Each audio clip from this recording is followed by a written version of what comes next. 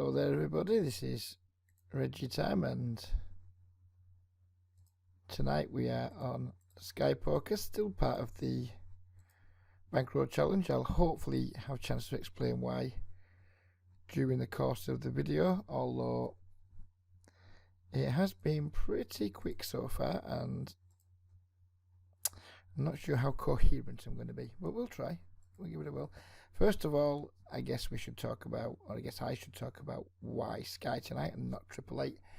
I had my first week of the challenge on 888. I made around $80 in 14,000 hands. I think it was 14,000 hands or 12,000, I can't remember now, but basically the rake bills, the rake costs were horrendous. My current win rate is about, I don't know whatever it was, 6 big blinds, 100, something like that, around those times. And my rake bill was significantly higher than 6 big blinds, 100. And I kind of figured out if my win rate was to slip to 5 blinds, 100, which is entirely possible in speed poker, even though I play much higher stakes, I still think it's not reasonable to expect someone to just like crush at 10 big blinds, 100 over 100k hands and just get the job done. Of course it's possible, but I don't think it's a reasonable expectation. So I was kind of budgeting for anything between like 150 to 200,000 hands at least to complete the challenge. And at that time I figured out to win $1,000 I'd probably end up paying at least $1,800 in rake. So that means that I would have won at the tables 2,800 and just kept 1,000 for myself, and that's kind of hard to take. I don't like the thought of that. I don't like the sound of it. I've talked about it in the past in my Grinder School podcasts. I've talked about what it means to beat the game, to beat the sites and what have you. And for me, I want to beat the site as well. I don't just want to beat my other players. I want to be making more money from my play than the site's making from my play, if that makes sense. So if I'm making £100 this week from Sky, I don't want Sky to make £150. I want Sky to make £80 or £70 or something. I appreciate Sky or 888. I appreciate all these entities have a right to make money. I don't have any problem with that. But I don't want to be working where they're making more from my toil than I am. Maybe that's unrealistic, but it's kind of how my entire cash game career has been. It's very rare have I worked on a win rate lower than around 8 big blinds per 100 long term, and that might sound like, yeah, really, but it's true. It's just true. Especially back in the early days. Fold this king queen. Since I started playing speed poker, that has dropped somewhat, but at the higher stakes, the rake in terms of big blinds per 100 isn't as damaging as it is at 10 and L. And I just kind of don't want to do that. I don't want to be like grinding my ass off for a site to be taking like all of my cream. So the challenge continues. It's still a very similar challenge. I haven't figured out exactly how I'm going to rejig it for Sky. Maybe there'll be a bit of Sky in there. Maybe there'll be some Unibit in there. Maybe there'll be some iPoker. Who knows? It'll just depend on how I feel on like a weekly basis. I might play a couple of weeks on Sky and just think, you know what, I fancy playing a week on or 2 weeks on iPoker or whatever. But we never said it was going to be the challenge. It was going to be all at one site, and I don't think I'm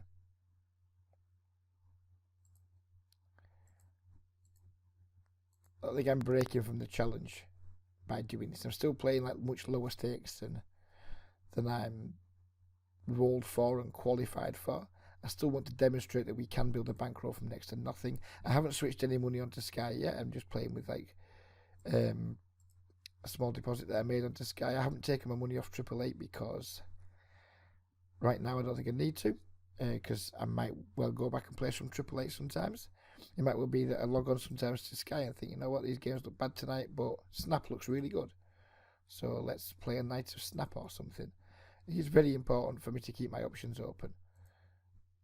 Like any other grinder, it's important to keep your options open, so you can always put yourself in the games that are best for you at any one time. Wow, we're flopping quite a lot of sets tonight. Wow, I've been raised too. I like this. I like what's happening down on table 5. That might be about to come table 3 if table 4 fucks up. So we're going to raise. No reason not to raise again here. Struggling a little bit with the sizings at 8-0. It's a bit of a strange limit. I've got some tables of 10-0, some tables of 8-0. Please don't fold. I didn't think he was going to fold there. When we c-bet into whatever we did, might have been a donk, so I'm not sure. When we bet in a multi-way pot and we get raised on that board, you're just kind of hoping he's got just like the ace queen or something or something like that, and he's willing to go with it. Disappointed that we didn't get the action that I expected, but I'm not one for slow play. If I flop a set and I bet and I get raised, I'm usually going to put the 3-bet in because I don't expect people to fold that much. So yeah, we're still going to be I'll talk about this in a moment because we need to leave this table. I'm no interest in trying to play heads up when it's already too fast for me. And in the commentary, so we'll just go like this for now. We'll try and fill this real estate up if we feel it's going a bit too slow. So yeah, it's still my absolute intention to start from a low base and grind to 1,000. At the end of the video, I shall show you how I intend to keep track of this. It's not as an exact science as using tracking software is, but it's the best we've got because we're on Sky and there's like no legal way of tracking your results on Sky, like by using software aids. It's kind of all going to be done the old school way, spreadsheets and inputting results, etc. This is the second time Trog's limped. I'm not sure he deserves the red tag right now. I might just make him go orange for weaker regular. I would open the Queen 9 normally, but we noticed that the big blind's got like 13 or something. 13 big blinds.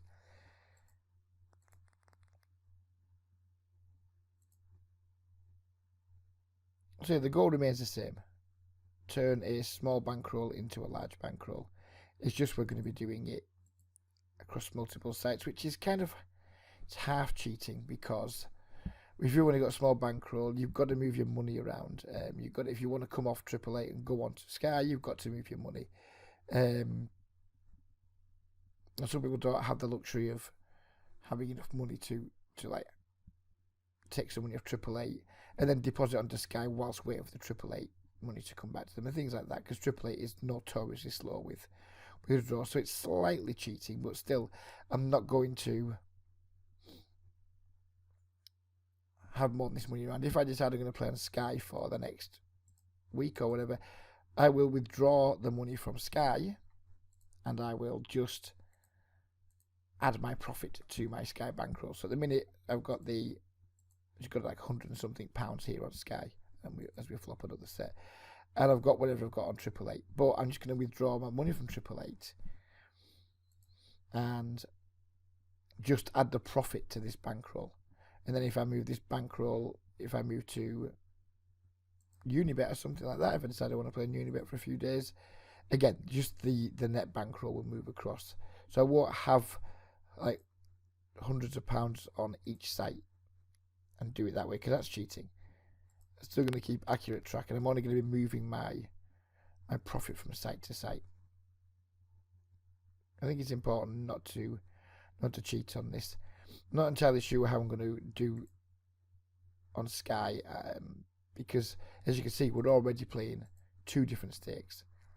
It might be that when I get up to a net bankroll of say £500, I might start mixing some 20-0 in rather than just do it all the way at the 100 buy-ins. Maybe that's going to be a slight adjustment, because otherwise I think it will take me too long, longer than I'd like to commit to doing. Now we're not playing speed poker anymore, so now we're not playing speed poker. It might well be that we still observe decent bankroll management. Obviously playing 20-0 500, it's 25 buy-ins. It's not as strict as we were going to be, but at the same time, it's still 50 buy-ins for 10-0. So it's not like we're like absolutely crushing our initial reason for doing things. Yeah, I think the problem with the Triple Eight Snap games is a lot of the time it's just not that good of a game. The regulars, they're not good regulars, most of them. They're like kind of like weak regulars, but there's still fucking loads of them, and it really does put your rake bill up. A lot of speed poker really is, and you guys will experience it yourselves. It's really is a lot of 3 steps forwards, 2 steps back, isn't it? It's you'll have a really good few days. You'll win your 10 buy-ins or whatever, 11 buy-ins in 3,000 hands or something. Everything's going great, and then you just drop 5 buy-ins in, like, I don't know, 600 hands, 700 hands or whatever. And yeah, that's just kind of how poker works, but it's more brutal in fast food because win rates just aren't as high. That's just the nuts and bolts of it. And when we have low win rates, we have more variance. When we have more variance and low win rates, obviously we're like not so much lower, higher variance, but we're paying more rake to achieve our goal. I didn't really want to play and pay $1,800 in rake to achieve this goal, which is what it looks like I'm going to have to do at the moment. Whereas on Sky, where I think my rake bills are historically a lot lower and my win rate's a lot higher, I would imagine if I was playing on Sky to make £1,000, I would pay, in my opinion. I don't know; it's impossible to know for sure, but I wouldn't expect to pay more than £1,000 in rake, because I think on Sky having a double figure win rate is very achievable if we're doing things right, if we're game selecting correctly, if we're playing across multiple limits to make sure that we're always in the best games that we can afford within our bankroll. So you have a double figure win rate and then single figure rake, and all of a sudden you can see it's a lot better for us. 10 and L, 20 and L, 10 and L, 5 and L, 2 and L. It's just an enormous rake trap, and having played those games for a week, seeing just how the games aren't that great and there's like tons of rate taken out of them, I really am beginning to learn just like the frustration that the guys that I try and help, coach, mentor, call it will, I understand now their frustration, because it really does feel like you're wading through treacle. I mean, I played who knows how many hours last week to only make $80 and to see a site make more than $80, and it was a little bit painful when I was doing my calculations last night. I was looking at it thinking, wow, this is it's gonna cause me a lot of pain. So yeah, we decided to go somewhere and try and hope to have a higher win rate. That's the plan. Whether it works out that way, who knows? But I would expect myself to have like an enormous win rate in 5 and 10 on Sky, and I know how good my win rate is at 20 and 30 and etc. When we start building the bankroll to a point where we can compete in those games, I would hope, given that my bankroll is going to be like whatever it's going to be, whatever $250 or whatever it is, whatever that converts to pounds. So guess what, about £200 maybe. I don't think it's going to take me a super long time to get to when I can play 20 nil again.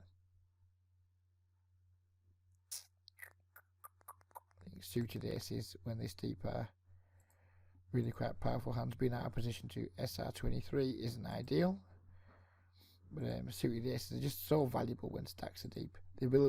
Having the ability to make nut flushes and what have you, it's enormous.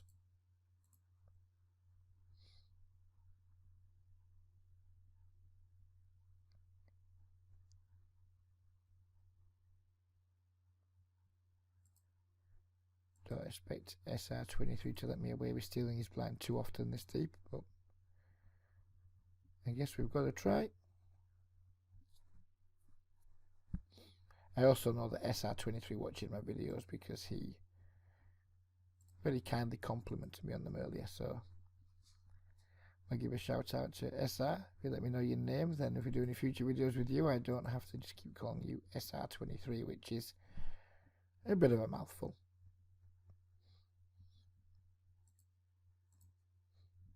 Let's see if we can't find another table, because now 4 is just feeling on the ever so slightly slow side.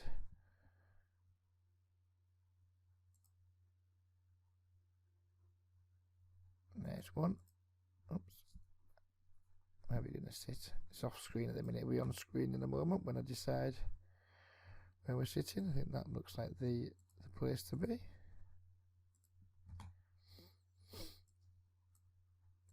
So that's another 10NL deep stack table. So now we've got 10NL, 10NL, 8NL, 8NL, and 10NL again. Oh, no set. That's disappointing.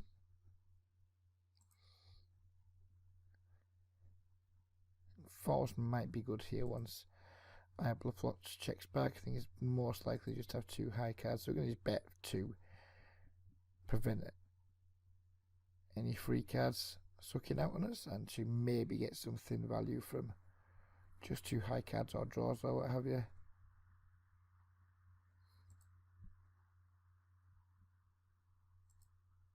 Ral limps and checks the ace, ace 9. Stab just once with that jack 6 because we have no showdown value. But if he's just going to check fold something, then good. Tag Adam right as a green for now. He's not got a full stack, and he is limping the small blind, which limping the small blind in itself doesn't necessarily make you a potential fish. But who knows, right? So he's limping his lead out 3 times. Then we can just fold here. Chances of him bluffing there, I think, are pretty slim. It just doesn't seem a spot where I expect to see random players just barreling off for no real reason. Raz limped plenty, but he's been having small stacks before. Now I think we can look to isolate him with the ace-9 suit. He's out of the limp jamming sort of range with his stack, which is always a concern when people on short stacks are limping, but I think it's fine to isolate him once he gets into like 40 big blind territory.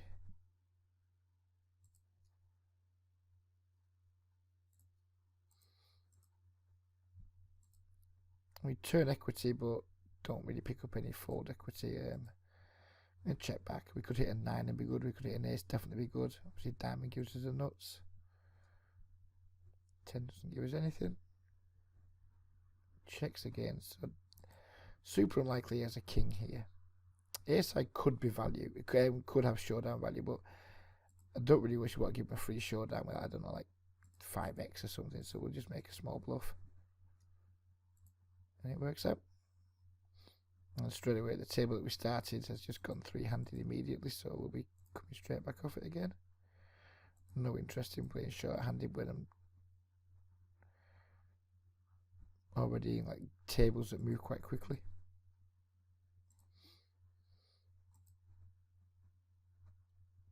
I don't like it looking hideously, well not hideous, but I don't like having all this spare space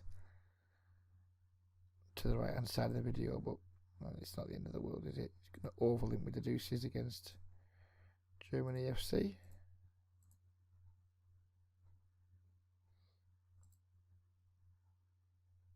Wow, another set. We are flopping good tonight.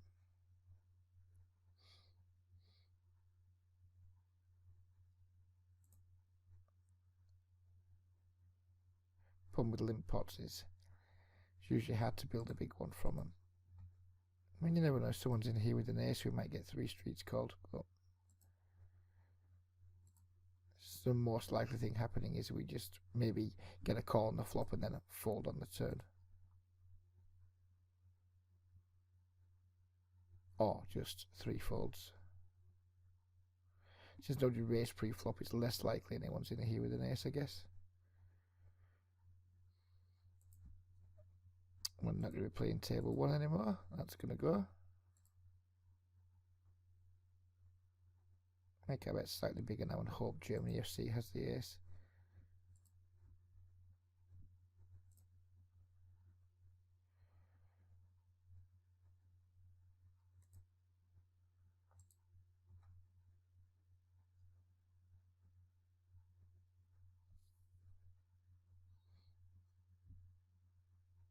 Right, let's see if we can't find some more tables. There's plenty of them to choose from, so we should get some more tables up pretty quickly.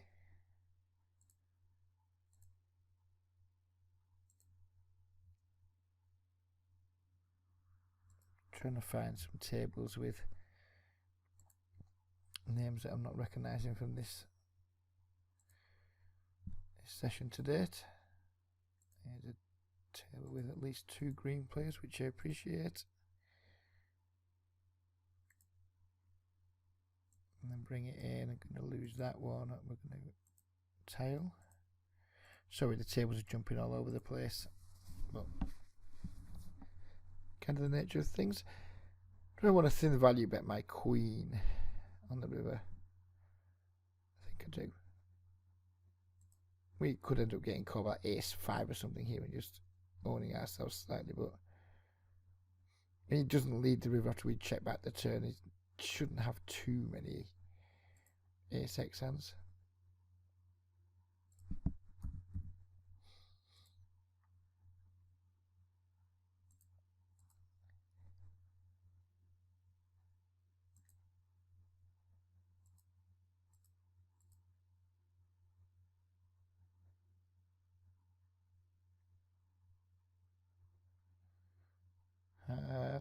Heart, no heart.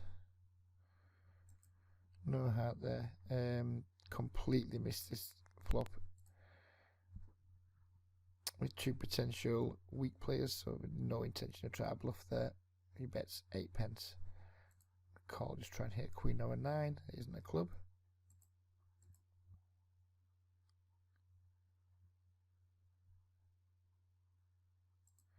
And if we can safely tag money. Well, I would raise here normally, but we've got Toll behind us, and who knows what Toll's going to do. If it was a heads up pot, I would absolutely have. Wow. I would have absolutely owned myself, is what I would have done. So, incapable of betting reasonable sizing with a question mark, because who knows?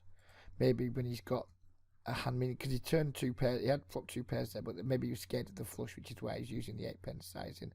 If I see him taking a different sizing with a hand that's similarly strong to King 7, but not on a scarier board, I will add that to the note. But right now, we're just going to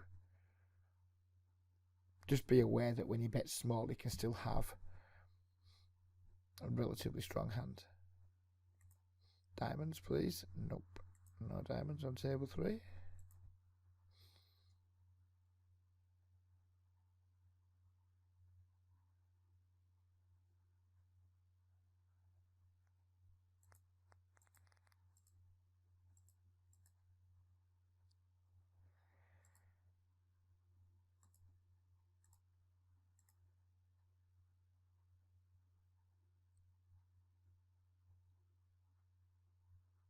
Pretty good flop for 2 queens against Rail.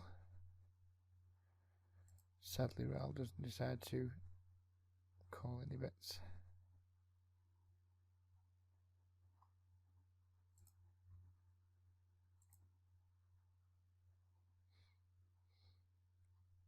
Three's a pretty horrendous card on table 2. Table 2, so obviously we're done with it.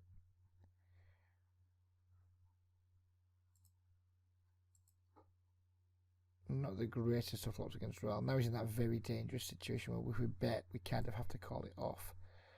Which I don't think is unreasonable with our hand here. If he has a queen, we're not in good shape, but against everything else that he jams with, we can't be doing dreadfully. He just calls. I'm going to check and hope he allows me a free card here, because I don't think betting's going to achieve anything on that 6. And yeah, we're just done with the hand now. Can't think of too many hands we beat who would do this. I mean, there's some hard draws, I guess, but nope.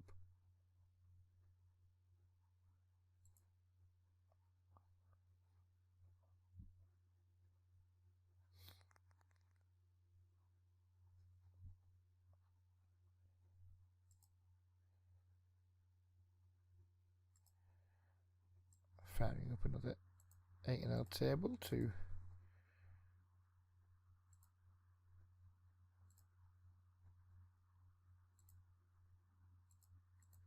add to the mix.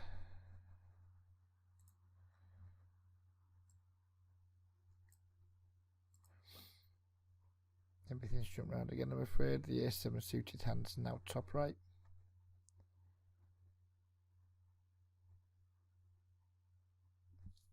Heavy multi-weight pot. We do not flop anything. Everyone's checked. If it checks around a second time, I will probably take a stab, but bluffing in such heavy traffic just because the flop checks through doesn't seem good to me. But now we're just going to bet twice and I expect to take it down a good amount. So you might call with like a small pair in a draw or something like that. Some kind of pair plus draw or gut shots or what have you, but don't expect critically or crucially, if you want to call it, I don't expect anyone to have a 10 too often. And that works out.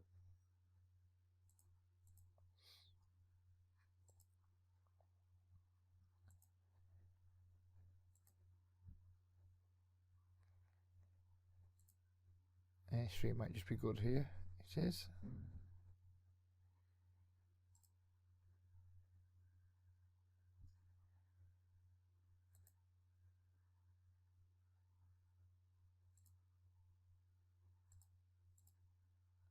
Certainly, playing on Sky is much more enjoyable than playing on any other site. The problem I had, which is why I decided to do the challenge because I was struggling to get action on Sky, is that the higher the stakes you get, the less of a fishbowl it is. There's still undoubtedly their games are still the softest for every limit, but I was struggling to get some volume in from time to time. But that's not going to be an issue for the initial part of this challenge for sure. Getting enough tables of 8-0 and 10-0 every night is just not going to be. I should be running at 6 tables pretty much constantly.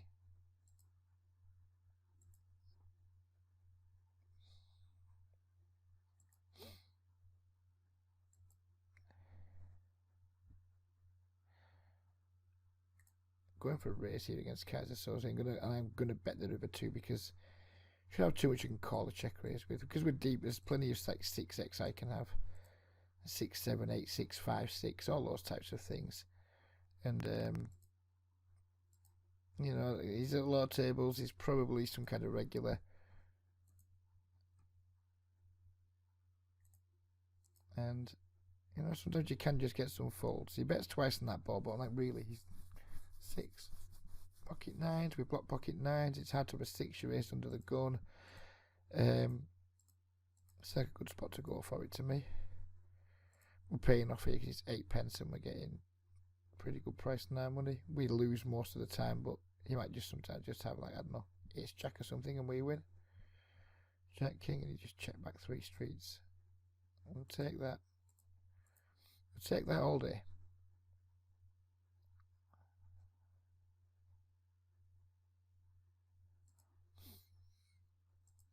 Two overcards and a flush draw.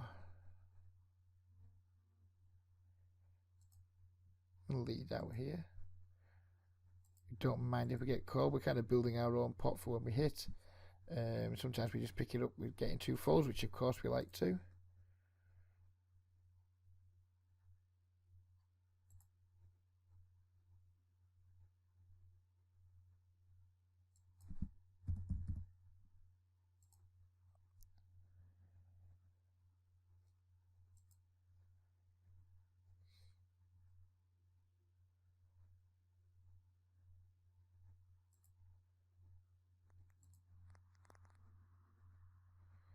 Sorry for the Facebook notifications. I absolutely should have logged out, but never mind.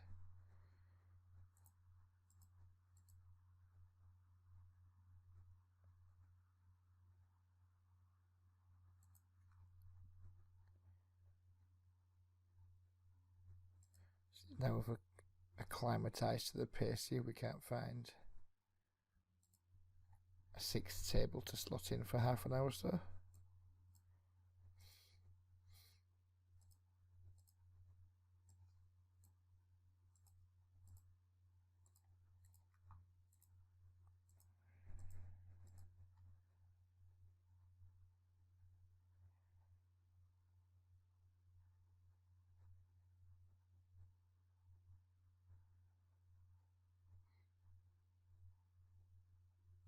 RAL isn't one for check folding, I don't think, but we have 2 overs and some backdoors.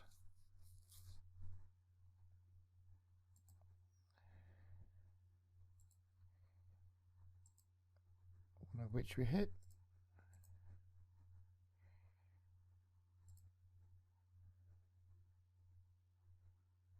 And he just fold the river. Again, 2 overs and some backdoors on table 2, so we'll start by making a c-bet. It's only a small one, we don't need it to be massive, we're not trying to make him fold anything good. We kind of just try to pick up the pot. Knowing if we get called, we've got some equity. Sometimes it's okay just to, the old Andrew Simon thing of just betting to collect dead money. It's fine to do that. I know we all get hung up from time to time on what's the purpose of the bet. You know, are you bluffing, are you value betting, etc. Sometimes just collection of dead money is a good enough reason to bet. Especially against players that play pretty fit or fold and they're just going to like constantly just concede equity to you.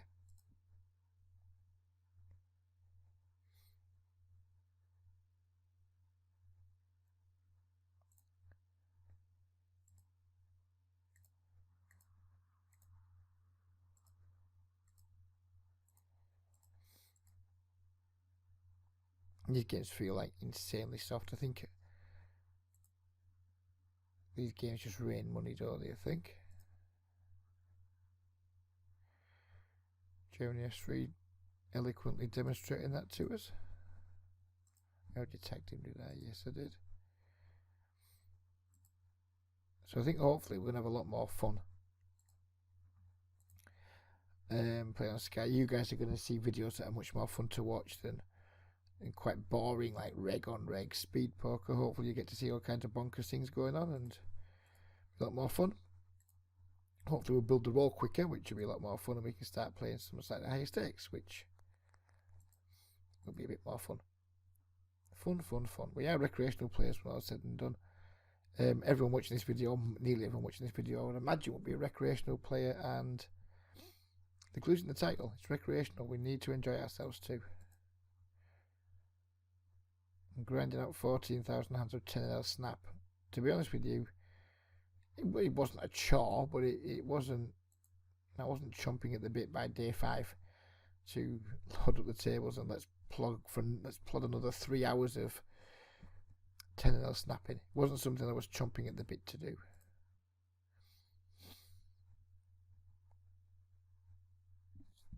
I called there to try and back raise shove if Toll jammed and then Cuzza just called, but Toll didn't accommodate us. I thought top pair though, which is pretty accommodating. 5's not an ideal card, it slots in with parts of his check calling range from the flop. We get check raised here, we're just going to fold. Not worried at all about it.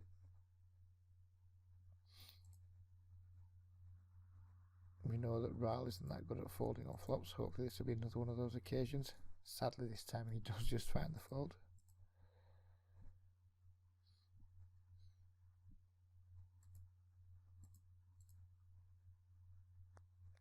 So the plan for this video is just to go for an hour. Then I shall pause the video while I bring up the spreadsheet that I want to show you guys that we're going to be using to chart the video. And hopefully I'll be able to do that in enough time where Sky doesn't start booting me off all the tables.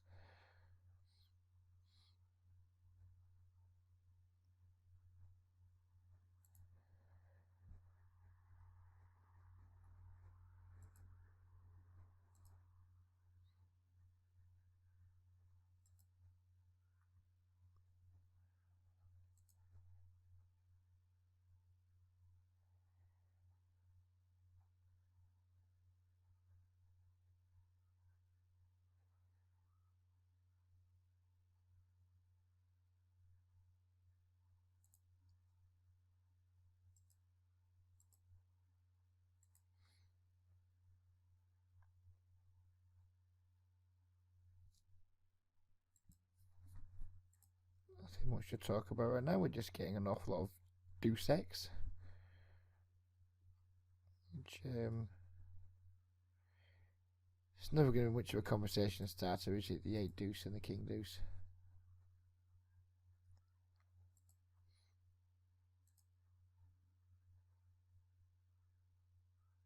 It's Kaiser Soze. He was at a few tables, but he doesn't appear to be using the auto top up feature, so I'm not sure what to make of him just yet. He doesn't seem that aggressive, so I think we can open more cut-offs. I'm not expecting to get 3-bet too much.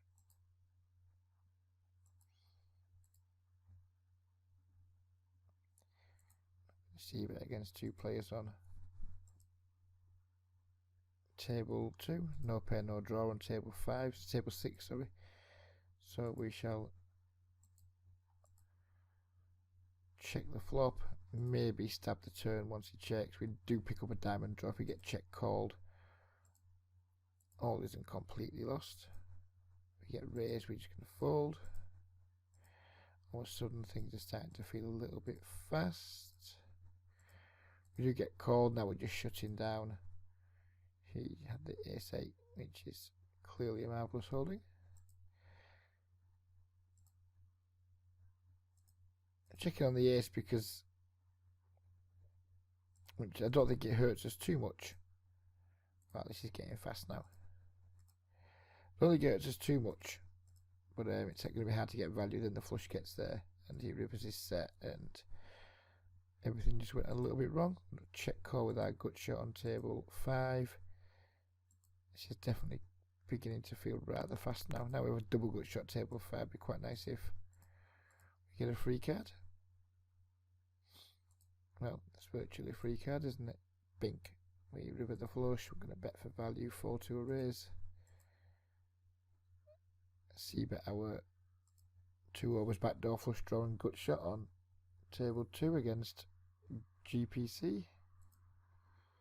Hope he folds, but he raises, which is somewhat disappointing. I'm not going to chase a gut shot on that board,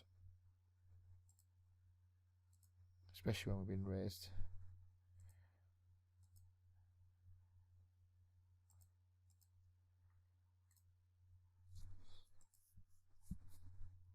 You see me doing quite a lot of delayed C-bets on Sky. Tonka checkmin raises, who knows what he has, but it's probably nutted.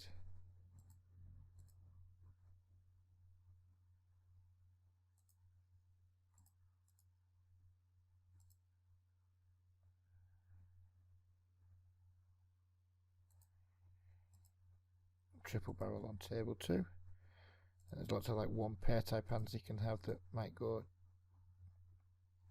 check call, check call, check fold. Now we're going to hope he's going to go check call, check call, check call because we've rivered the flush. Particularly want to see a raise go in. Didn't, so happiest of happy days. Not sure we'll be setting up to 6 table again on Sky when we're making a video because it does feel quite hectic. It's not hectic when we're not in the hand, but once we're in the hand it feels hectic to try and cover what's going on. And if we're in 2 hands at the same time, I'd probably just start talking complete gibberish.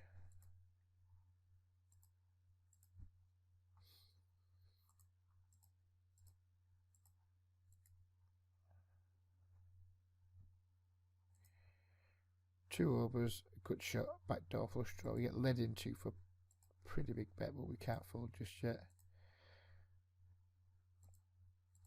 It's a horrible card. If he leads the turn for a large bet, we're going to just have to give a pot to him. He does, so you just have to give it up. No sense spewing in a spot like that.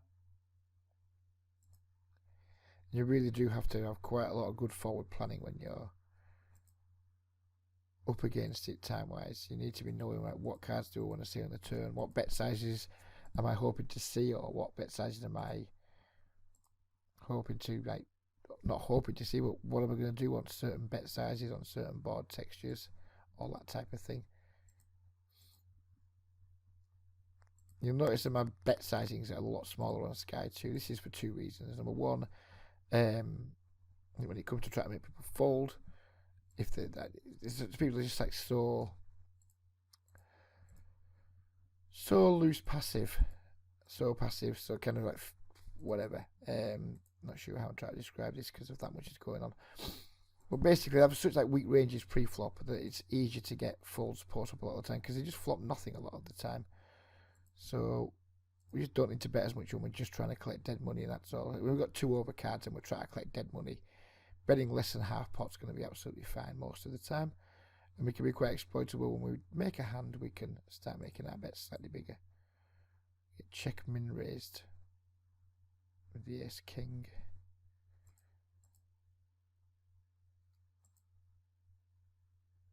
I mean, clearly we can't fold, but I'm not entirely sure what rivers I want to be seeing and what I want to be happening. I don't want to be seeing him fucking potting it. So we don't want. Check min raise on the turn, pot river. Against someone I expect to be a fish. We're not going to be hero calling there.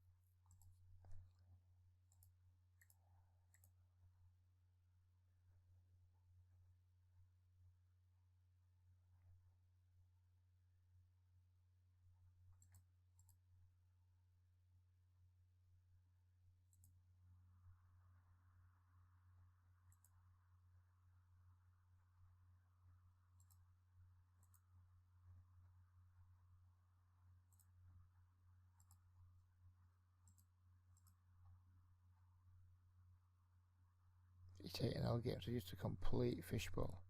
If you are in the UK and you're able to play on Sky and you're struggling at 10 L somewhere, I would heartily recommend taking a look at these 8 games on Sky. It's going to be exactly the same stakes as you're playing, or virtually, and you're going to find them much easier. Go for a large bet here. You're going to slight over bet. If someone's got a jack, they're not folding. If they've got spades, they're not folding. In the multi-way pot, we're just going to absolutely blast and just hope someone has something they can stick around with. 8 of spades is a minging card. I'm not going to bet this river. He's got 2 over bets.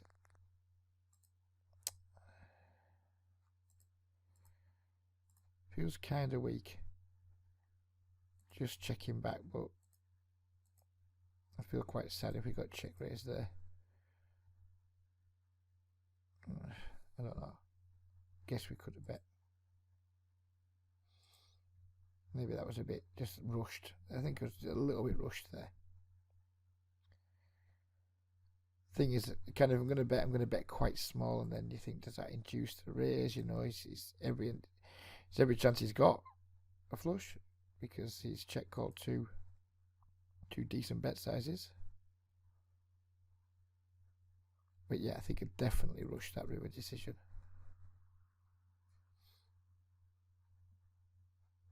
I mean, maybe he pays off like a 1/3 pot size bet there, nearly. But I don't think maybe about. I think he's almost certain to pay off just like 1/3 pot.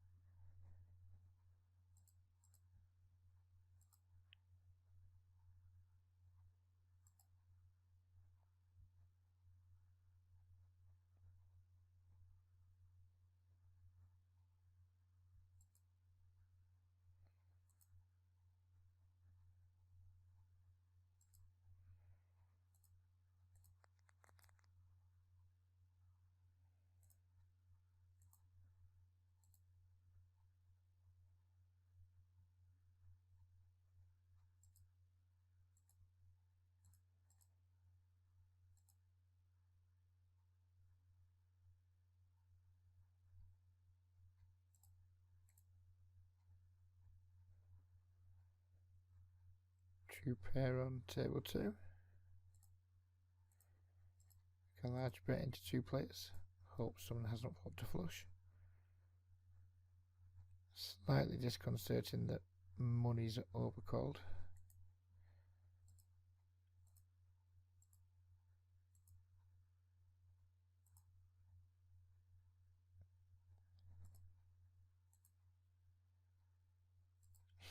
Could be in trouble to monies here, I think.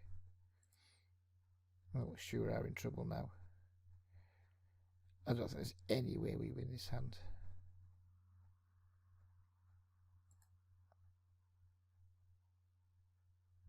Pocket 3s.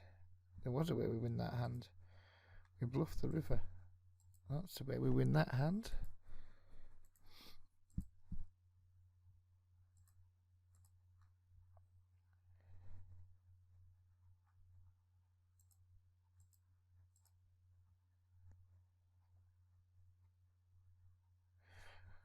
We'll try and continue 3-handed 8-0 table because they are both green tagged players. Hopefully the table will fill up slightly.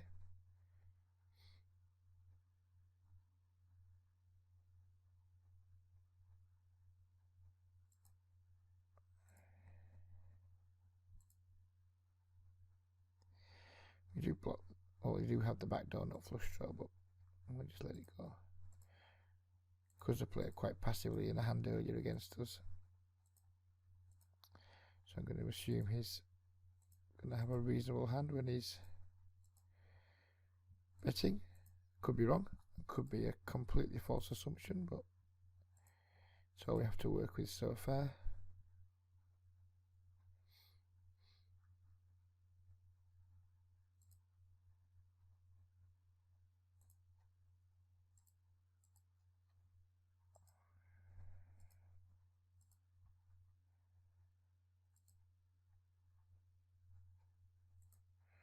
We may have to make the sad decision to let table 2 go in just a moment because I'm feeling quite rushed. It bombs into our 8,000 players on table 4, so we'll let our hand go. Even though we have an overpair.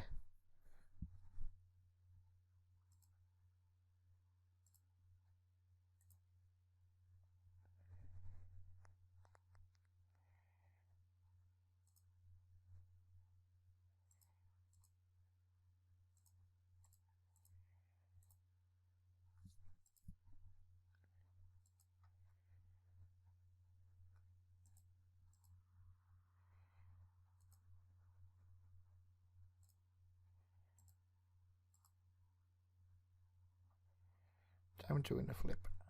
There's a little bit of extra dead money in there. Some pretty ambitious calls there from Noddy. Which is whatever, it is what it is. And just keeping clicking the call button with just a pair of 8s seems ambitious to me in that situation, but oh, whatever.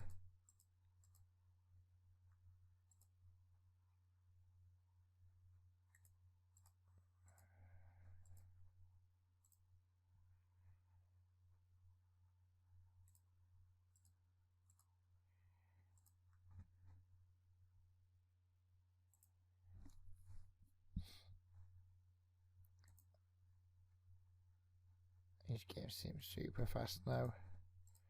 Hopefully we can take care of monies.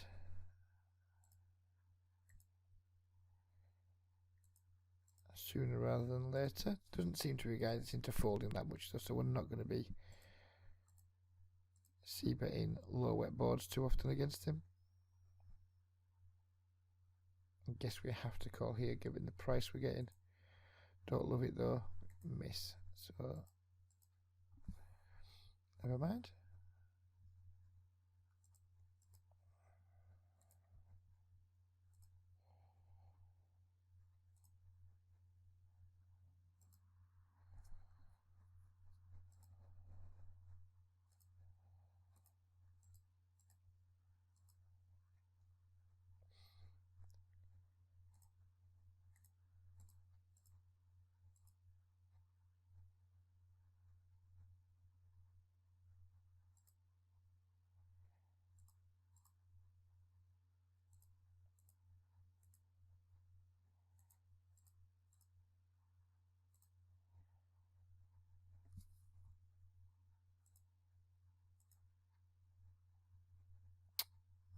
really do not like this very much, but I mean, it's a limited pot.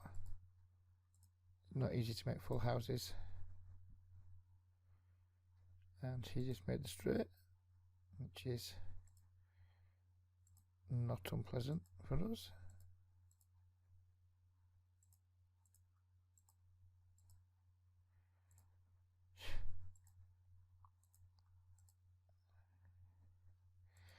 Gonna go for a check raise up on table 1 with our monster hand. Money's finally quits us. Wow. Action on table 1.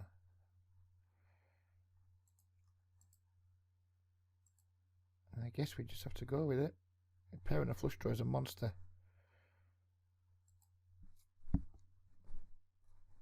Pairing a flush draw is a monster hand. Pairing the nut top pair good kicker and the nut flush draw is just whatever. If we get it in against a set here, we can consider ourselves to be a little bit unfortunate to be on the wrong end of the cooler.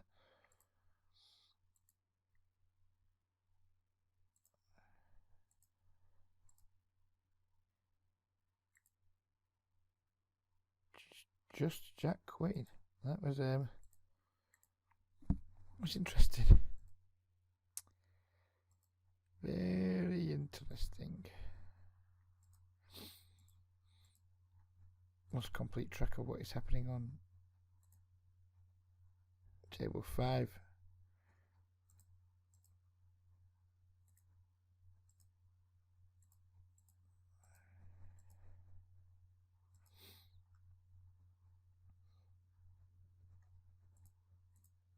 King 10 suited, super deep. Not sure we can fold. 180 blinds deep. We're only asking us to put 7 more blinds in. And now Mr. Herbal's come along too. So, yep, he's going to call. We're going to miss. And then we're going to check and we're going to fold just to complete the sequence.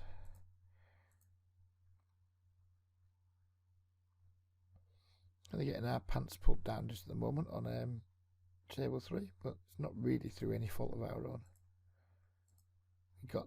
We had the flip that we lost. We've had the bad run outs with the overpairs. It's going to raise this for very thin value against the small donk bet. Of course, we get called in 2 spots. Could still have the best hand. Noddy is a strange player, but we can't really pay off when he's donking that big. Good shot on table 2, multi-way. Not too excited about it. A little bit excited about turning a flush draw.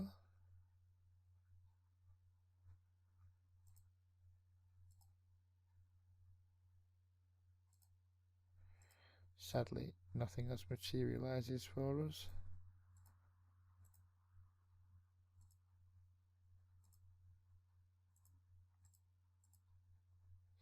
And table 1 has now gone belly up, so that one will be disappearing too.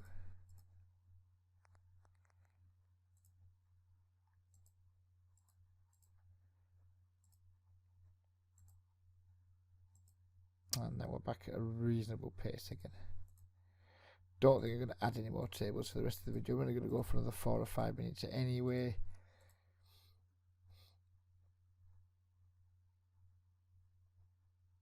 I think 6 tables when all tables are full is manageable. 6 tables when 1 or more is short-handed is a problem, and when 2 or more are short-handed it's a major problem. I don't have a huge issue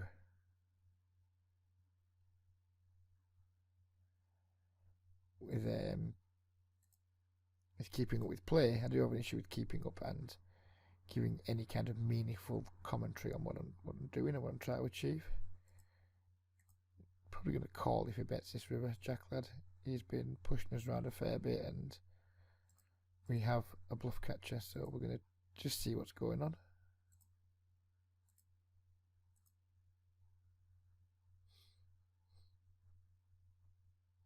I haven't really learned too much from that because I think he's entitled to bet his 10 on the river. 8p, we're kind of going to call. I'm not in love with it because we could be drawing really rough, but for 8p, it's not like we're ever going to fold.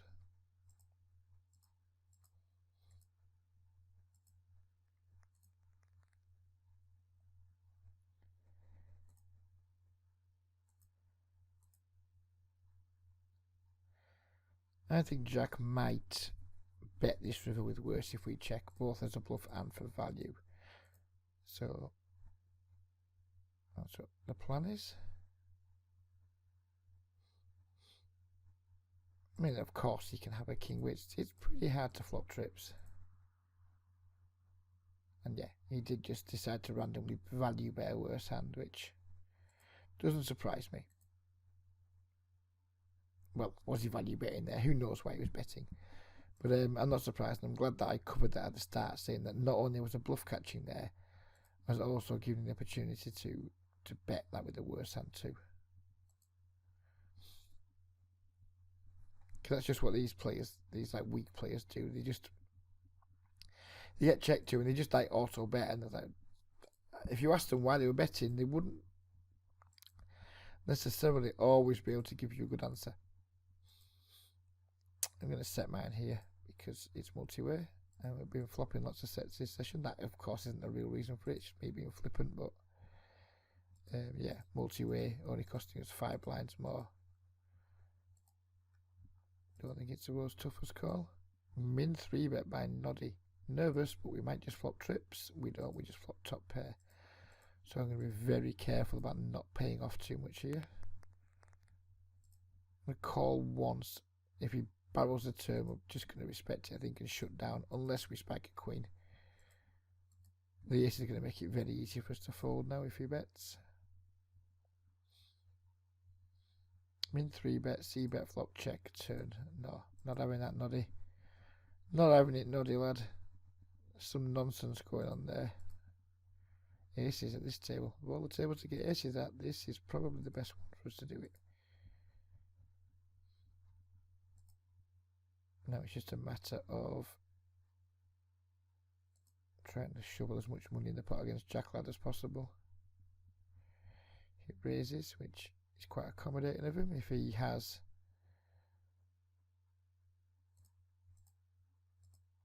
outflopped us, then good for him. It's looking like he may have done, but whatever. He has. He went to feel a little bit hard done by there. We're not running good on that table, but whatever. It is what it is.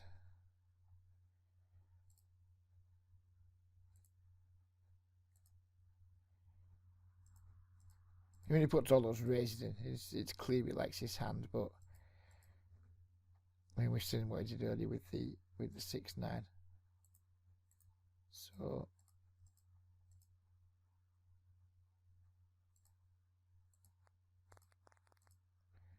we're not going to tick ourselves off there for like, misplaying our hand or whatever. All the people that are there thinking themselves, oh, what's the point in raising? You'll never get called by worse, etc. And you just will. It's nonsense. Against good regulars, you might not get called by worse, but we're not talking about good regulars here. We're talking about Sky 10 and L.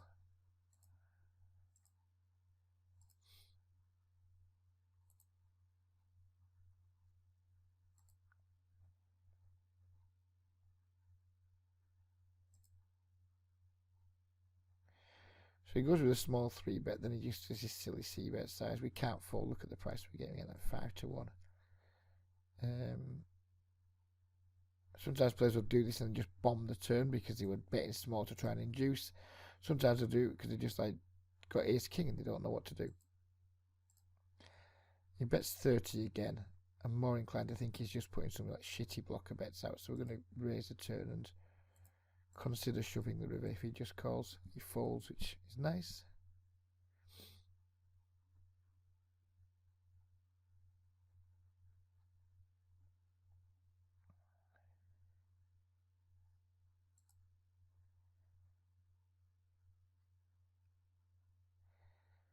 Flop yet another set.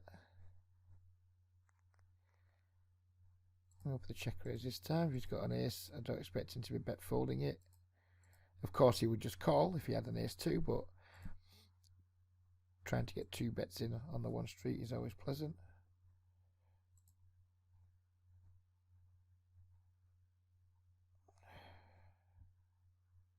I think it's checking back the flop. I don't want to trust him to bet the river for check to him, so we'll go for the bet. Wow, we had there raise 3 bet, cold 4 bet to an enormous size SR.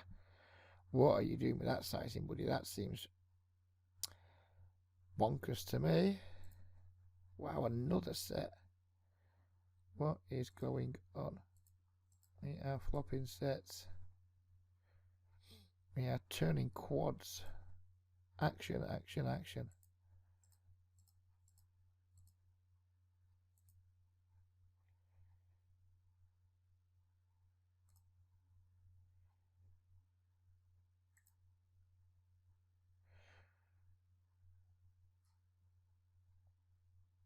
River double flush here. We certainly can't value bet it.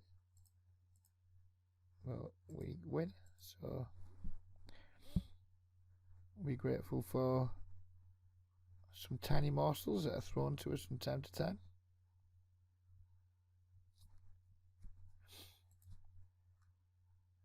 And I guess we'll just continue while we're at some fun tables. I wasn't intending to record for ages, but we're at some fun tables, so we'll record. If any more of these tables break, we'd probably consider stopping and going ahead and doing what we talked about with the spreadsheet. I will tackle the spreadsheet before the end of the video, but plan was pause the video, bring the spreadsheet up, then end the video, and then continue my session. But if we're going to continue playing fuck it, we'll just continue making long videos.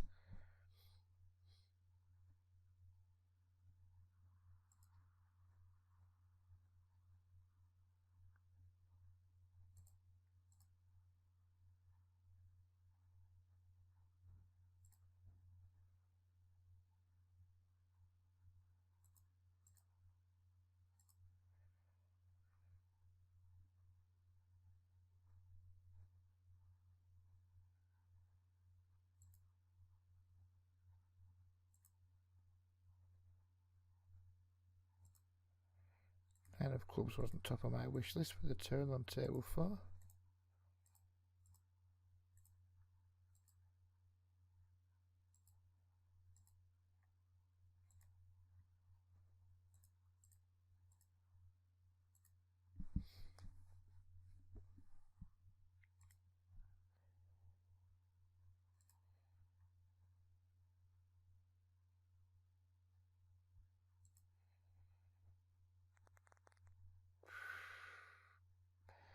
And block the river on table 4. Who knows, we might get caught out a 9 or something, or just any pair.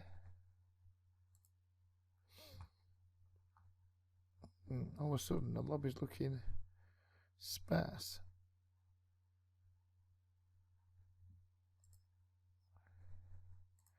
We are getting quite late though for Sky. It's 12:15 at night,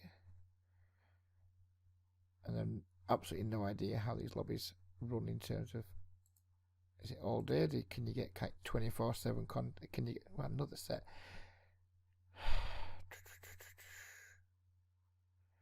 Check here and just going to absolutely blast a massive raise in. I don't just want to donk and get called, and then if you want to try and blast this pot up as quickly as we possibly can. Wow, second lots of quads. This is the bonus quads edition, isn't it?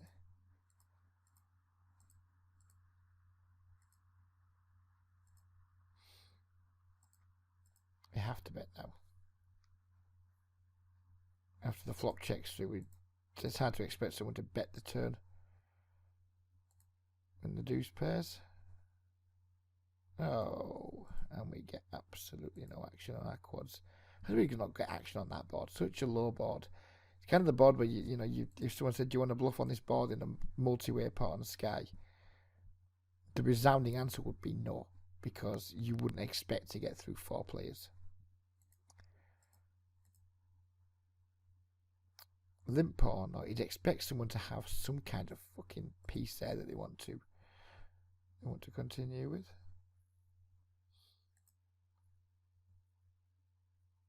I made lots of big hands, but we've lost at least 2 pretty big pots.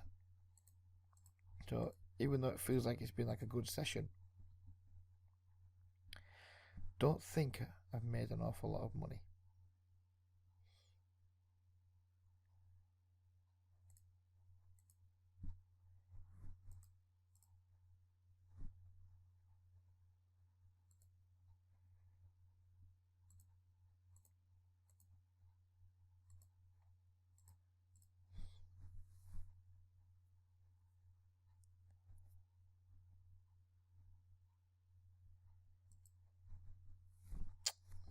Tens. I think it's going to be hard to get value. We just take our showdown and lose to the Jack 9.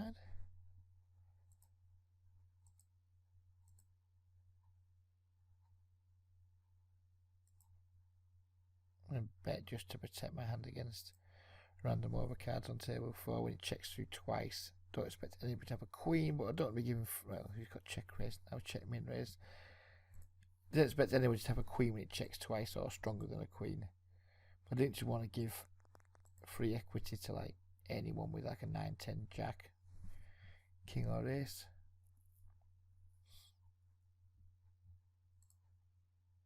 This is why I do try a lot more delayed C bets on Sky though, because people just, a lot of the fish are obsessed with trapping. They just check, check, check. They just love to get the check raises in.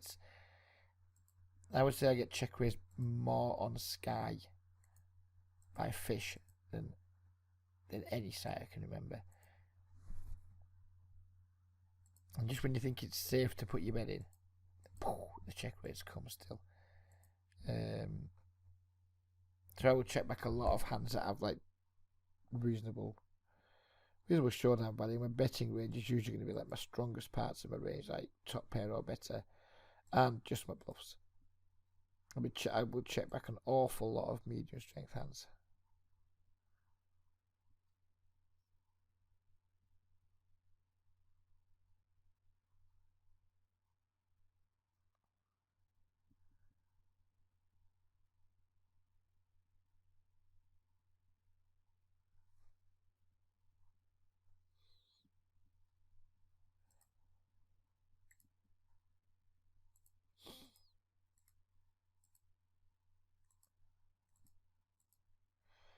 Certainly can't complain with the game quality we've seen tonight.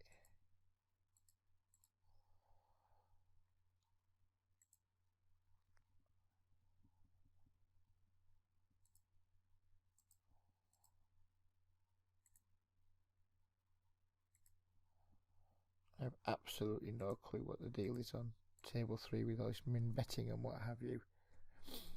I have a hard time seeing how a hand can ever be good, but we're getting 20 to 1, so whatever.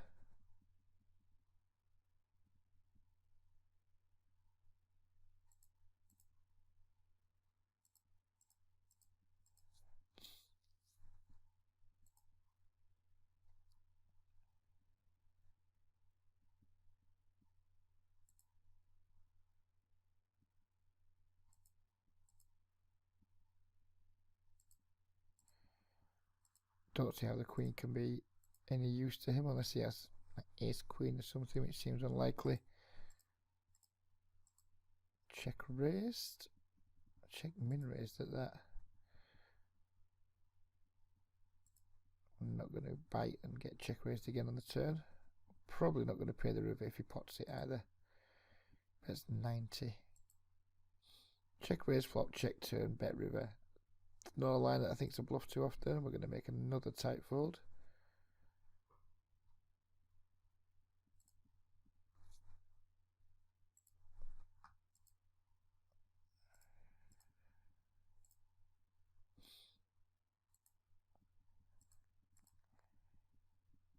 Pretty big raise. That's 8x, but we've got 4 limpers. And we probably have the best hand. I'm happy to take it down pre. Happy to just play it heads up against one player post flop. Don't mind either way, really. If this guy jams, we'll probably just sigh and click the call button and expect to be in some kind of flip a lot of the time. What you don't want to do there is just make it 5x or 6x with your ace 10 and then everybody calls, then you're just in like some really, really shitty situation in a super bloated pot. I'm happy to make it 8x, just pick up the 6 blinds that are already in there most of the time, and have a playable hand if we do get some action from one player. And I've just made a mistake, exact mistake I just talked about that I don't want to make by making this isolation race too small, and we get called in 2 spots out of the 3.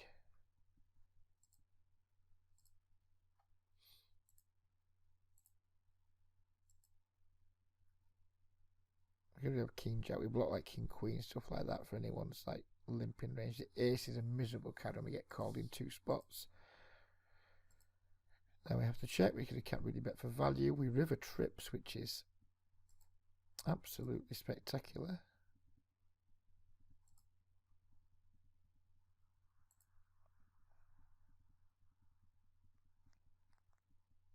And again, we failed to get the action that we would have liked, but nevertheless we won the pot.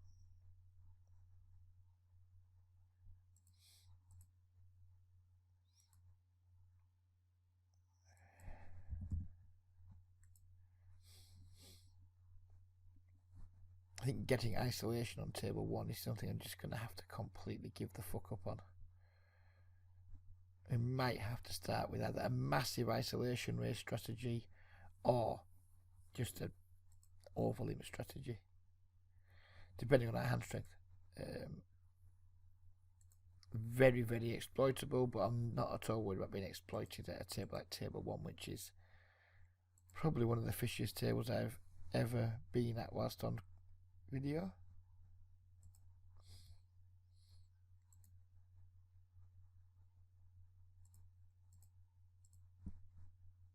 And we can continue our run good in flopping sets on table 2. Would be a nice time to do it in a multi-way pot. Sadly, our friend SR has gone for the very large sizing again with his pre-flop aggression. Last time he used a slightly inappropriate sizing. Here are the aces. It's less inappropriate this time with it only being 19 blinds, but and there was some heavy multi-way action, so the 39 blinds early, or whatever it was, the 39 or the 34 blinds early was, in my opinion, it was a poor choice of sizing, but I can get on board with that 90. It looks like he's just clicking pot to me. He might not be, but it looks like he's just mashing the pot button when he's got a strong pre-flop hand.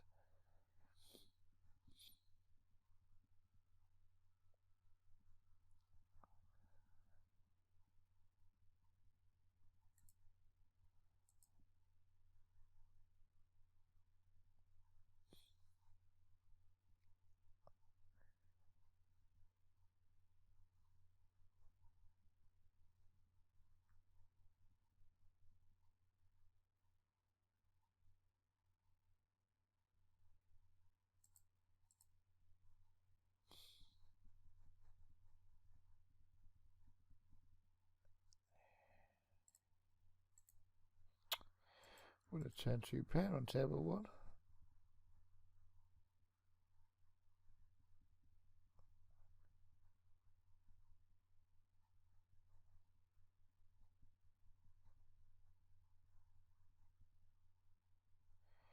Black Ox almost certainly folding here. He bets big twice, then just like min bets the river. Well, he did find the call, and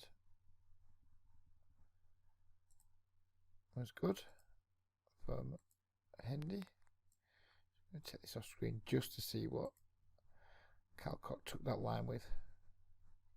I think it's quite interesting. The line that he took. I'm going to ignore the fact that really shitty sizing and just make a C-bet, 3-bet size that allows me to just jam the flop. Naturally, of course, he flops the nuts. At least we get to oh, we get to win. I thought I was going to chop it. I was happy with the chop, but instead we were rewarded with the whole pot, so we'll take that. What was that hand that Calcock had? Can't find it right now. Would have been interesting to see, but I don't have time to fuck around off screen and see what he's doing it with.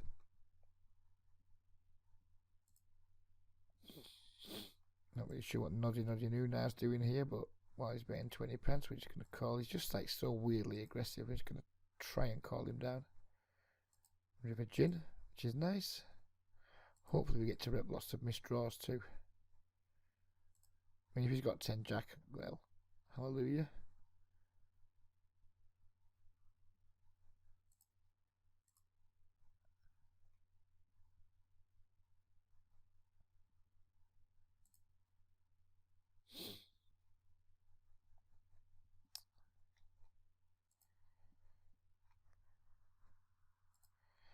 Another an 8 table, an 8 NL table has presented itself, so we'll take it and get a 5th table rocking and rolling again. It's important to the challenge that I have plenty of tables going once we're reg tabling. And if I'm going to be recording a lot of my videos, I guess I kind of have to get used to.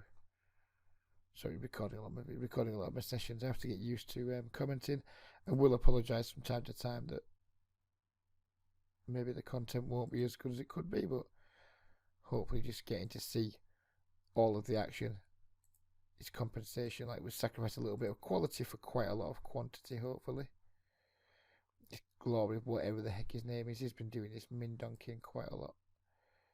Gonna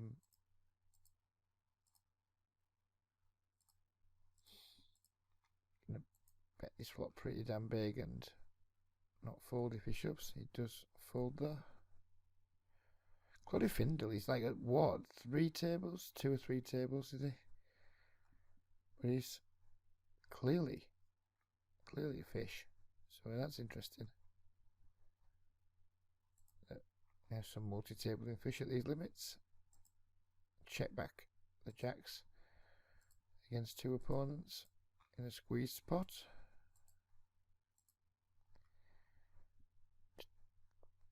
Bombs the turn. I'm not going to pay off here for like whatever it is, 60 big blinds.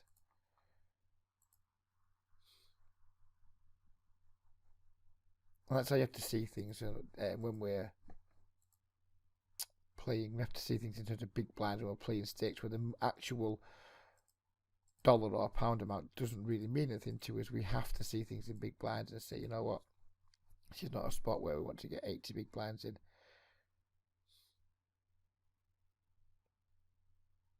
I hope Cannibal doesn't keep fucking bombing into us here. We don't want to be like calling 3 sizable bets. We're going to do a bit of pot control on the turn.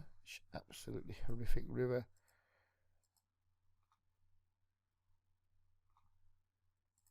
And we're just going to fold.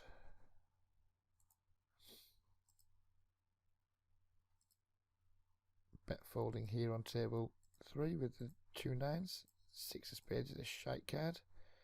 He donks, we have to fold again. And so I think it's fair to say we're running a little bit salty in terms of like flopping hands that have really quite good relative strength, and then just appalling run outs. We have flopped the king and the board run out to a 4 straight. Whenever we had that last hand, flopped the overpair. The board run out horrible. Not really an awful lot you can do about it. But it's annoying. That's for sure.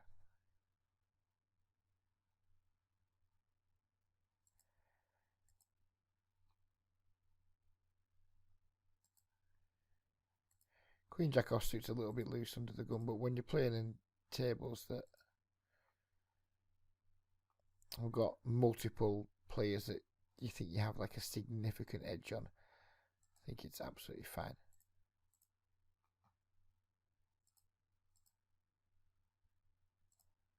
Again, we're going with the delayed c-bet on table 2. We will bet the turn if it checks to us. When he leads, we're just going to fold. Noddy's been known to check raise 2, so we're going to. He's been known to check min raise turns as well, hasn't he? But We're going to take a stab now. We picked up the gut shot.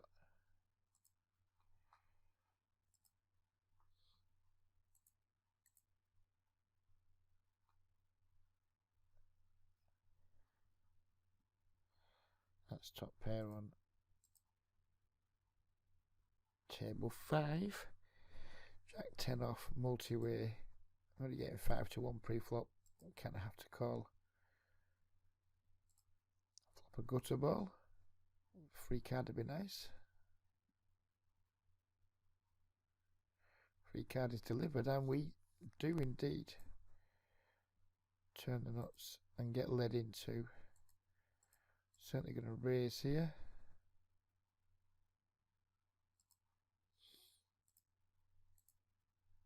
When you lead into that many players, I'm hopeful we're going to get at least a call.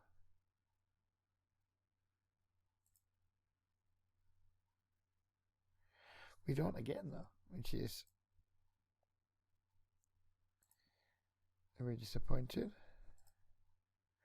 We've had some big hands this session and haven't always been able to convert them into chips, which is unfortunate. We've won plenty of like small, medium-sized pots, but we've not really been paid off too often with our nutted stuff, but whatever.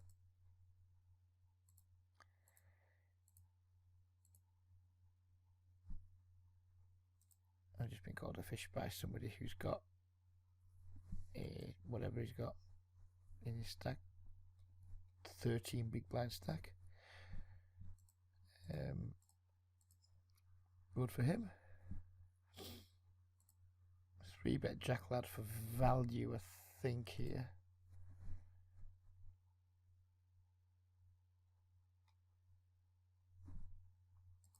Not in love with the king high flop. We know Jack Lad can definitely bet worse, so we're not going to try and build a huge pot against him while we don't have anything, but once we turn a set, we'll go for it. And Jack Lad finds a fold again. Another big hand and another no action.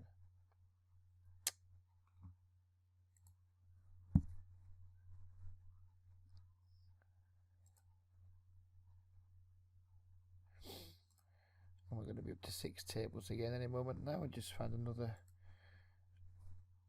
some seats opening up in another 8NL table.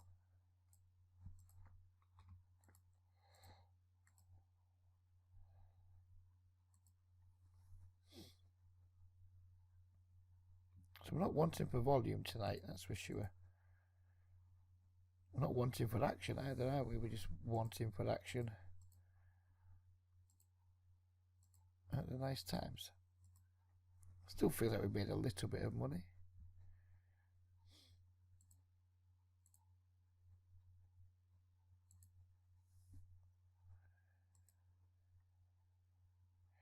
I keep checking here on table 5 just because we have showdown value.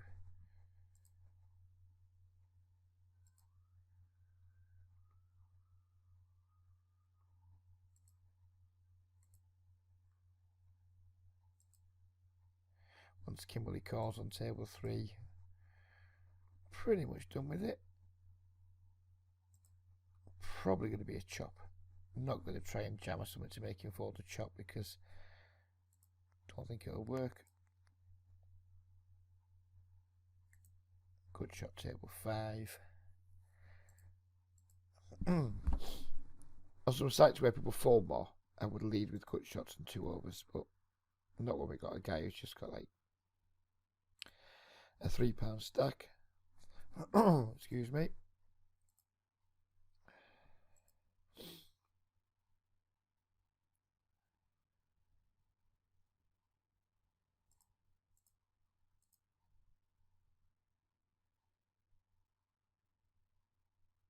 These run-outs are sensational tonight, aren't they? What's going on there? 8, 6, 4, ace, 2s, flushes, straights, everything. Don't see many 2 brick run-outs tonight, have we? It's almost like playing pot limit Omaha, but with 2 cards, where the nuts is just changing constantly.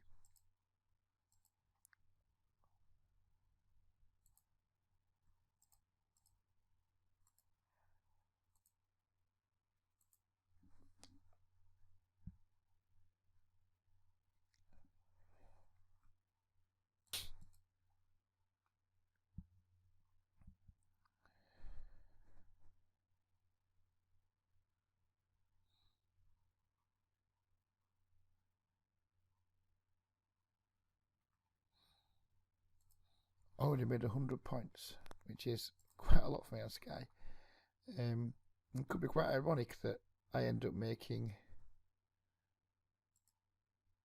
more rate back on Sky 6 table in lower stakes than I do during the normal course of my Sky grind.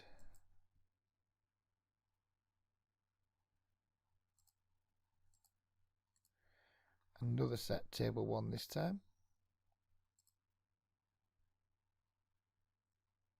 I'm going to take a chance and slow play it.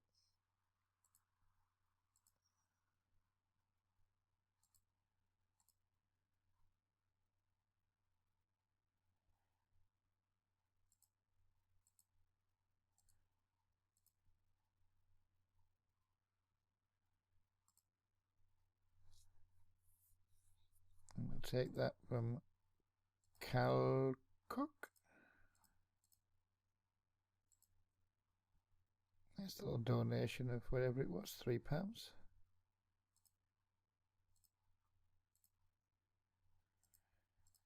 Check fold this river against Tonka, I guess. Chop it up. Chop it, chop it, chop it.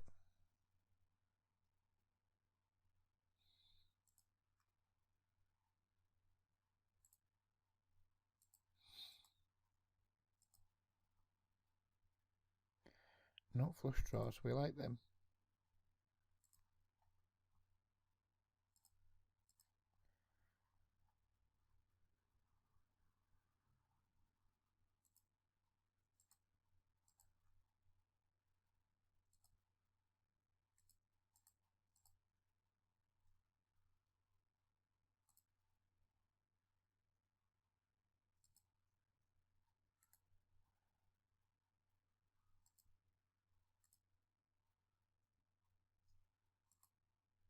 I keep chasing the gutter against Noddy. We're not going to get there. But it only costs us 20 pence to try. So, whatevs. 3-betting hasn't really been a thing in these games, has it? So I think we can be slightly more liberal with our pre-flop calling ranges.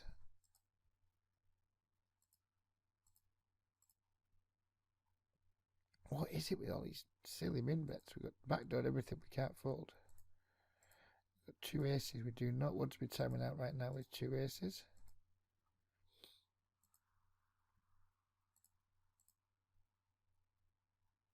We pick up 2 callers and we get, which is a pretty damn good flop for 2 aces.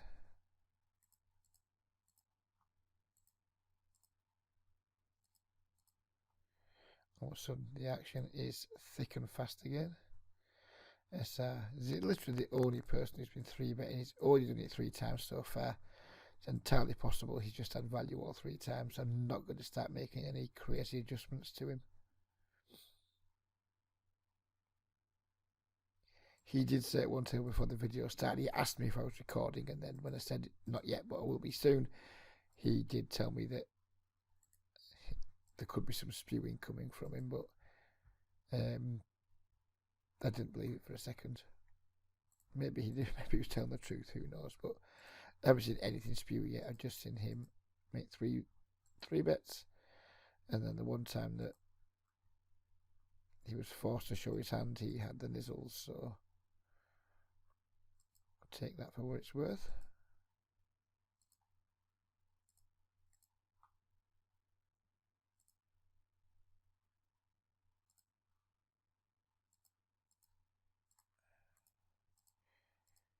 Super fast action. All of a sudden tables are going short-handed all over the place.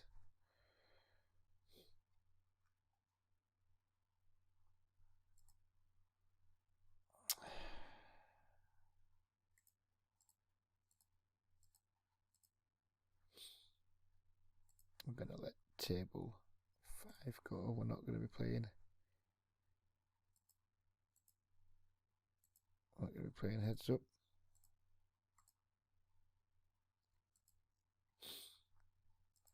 We might end up letting...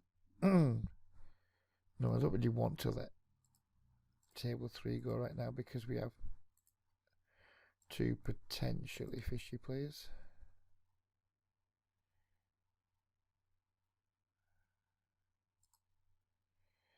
See Britain just large because of our gut shot here with our 2 overs. We get snap min raised. And 5-1. We hit our straight, we're not going to get paid. Could end up hitting an ace or a queen. But with queen we can't bank on.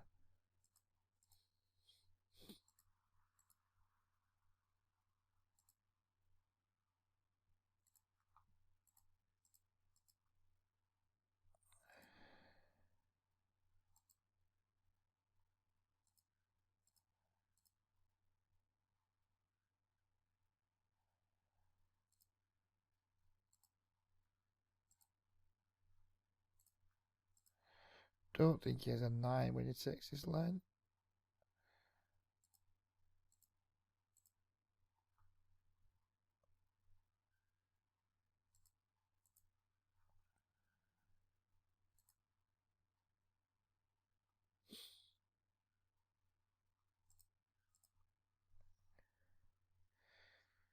That was busy. The 6 just gets busy, doesn't it? But only when you're short-handed.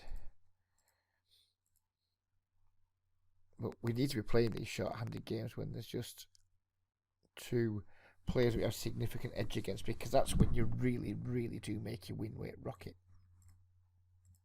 I mean, if this game ran constantly and these guys just kept reloading, my win rate would be enormous, I would guess.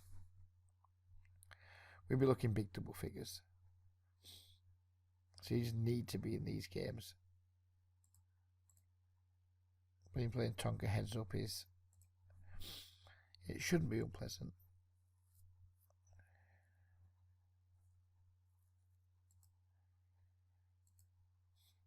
I mean, my heads up game is by no means good.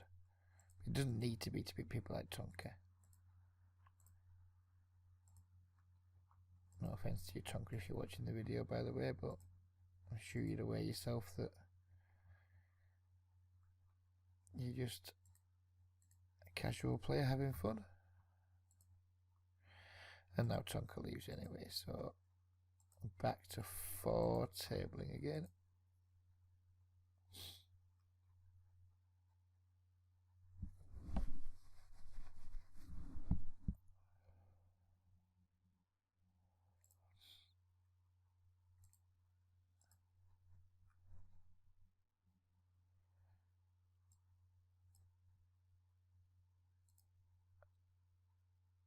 Quick look at the lobby, seeing what's going on. Not sure try to steal Henry's blind with 6-7 is necessarily a good idea, but tried anyway. No pair, no draw. May as well just take a stab. And it works. So there's currently 1, 2, 3, 4 tables running that we're not at both 10 and L and 8 and L. So while that remains the case, we'll just keep loading tables up and keep plugging on with the recording, I think. Double gut shot table 2.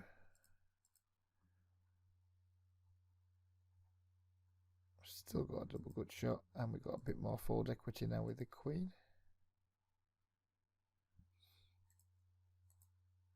I'm not sure I said still got a double gut shot. It's not like it's going to change, is it? Well, I guess it could change to an open ender, but or to a straight, but it's not like you're going to get a weaker draw.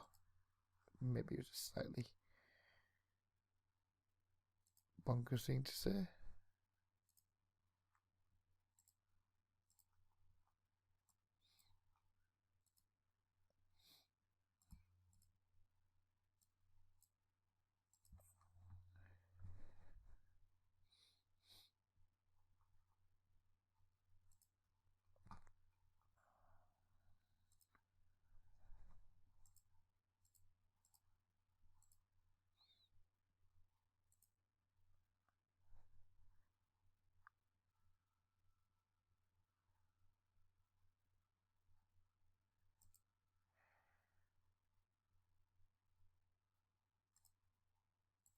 Two pairs against Cannibal.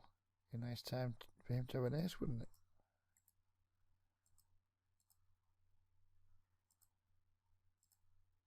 Again, not a chance I'm going to slow play here. Just going to assume he wants to get a lot of money in. If he doesn't and I'm wrong, well, I guess we blow him off the hand. But on that board texture, like gut shots, flush draws, worst top pairs, you know, you could have ace deuce. There's just tons and tons of things that you can get value from. And I'm not going to be assuming people are making too many big folds on Sky, especially not players like Cannibal.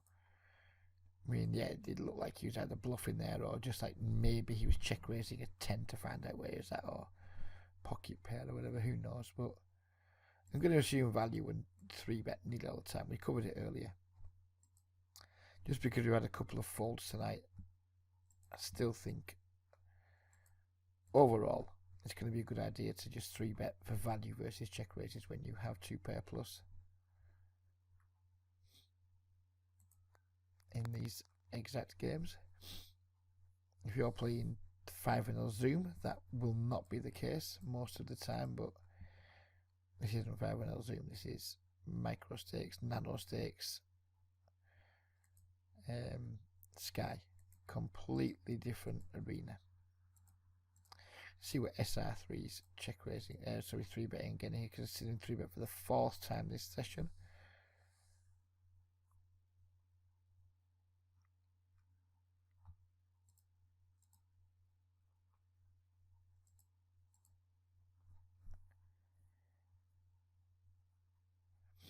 Checks back the turn, which is quite interesting.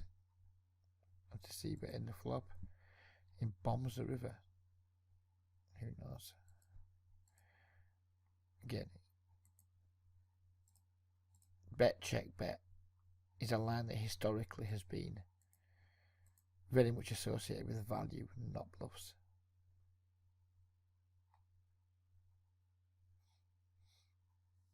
Quite often it's either people pot controlling, or maybe they just like root turn to full house and they want to let people catch up. It's very rare I've taken a call line versus check bet check and got good news with my bluff catchers, put it that way.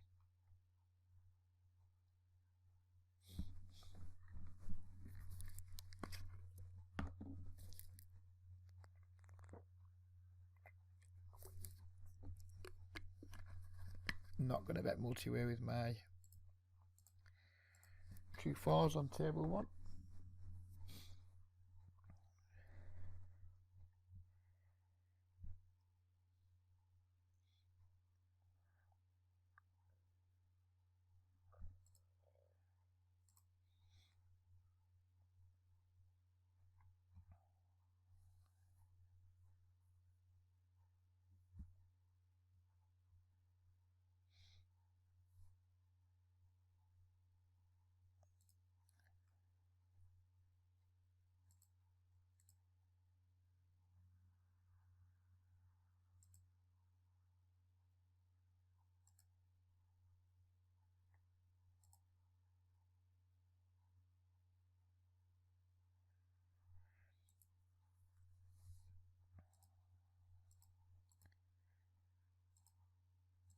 I did not realise I'd put 2 pair up on table 2. Just switched off slightly there for a moment.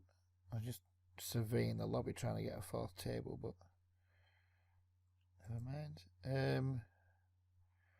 Our hand's gone from like clean value to try and trap and misdraw. Right. Can he ever do somehow? Who cares? We're not going to pay off. It's not a situation where I'm going to pay off there. We're not going to play the ace-4 suited from the small blind versus under the gun.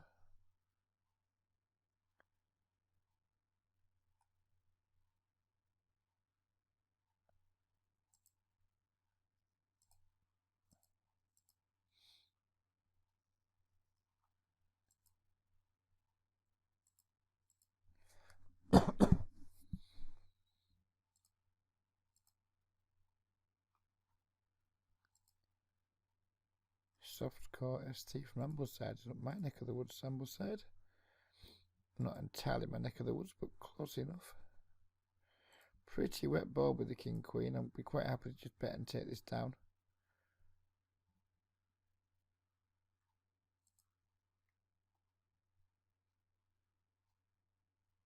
Well, we'll play the 6-5 suited from the button versus under the gun, because playing from the button's much more fun than playing from the small blind. We do get squeezed though, so that's going to be that. Smart go. I saw him at quite a few tables earlier. He could be a regular.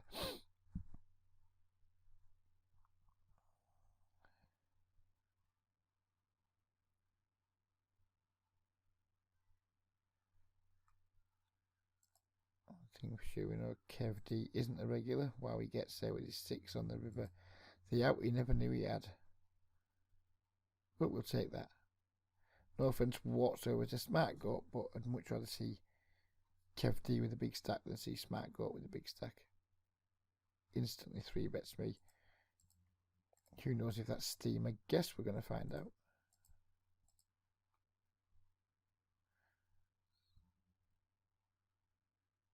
No, it wasn't Steam. It was just 2 9s. And he immediately pulls one. Pulls a little bit of his previous losses back.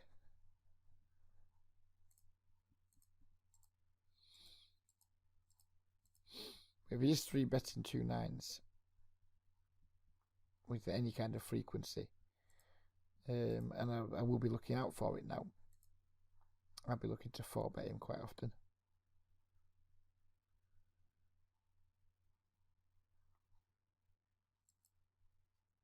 Return a good shot, but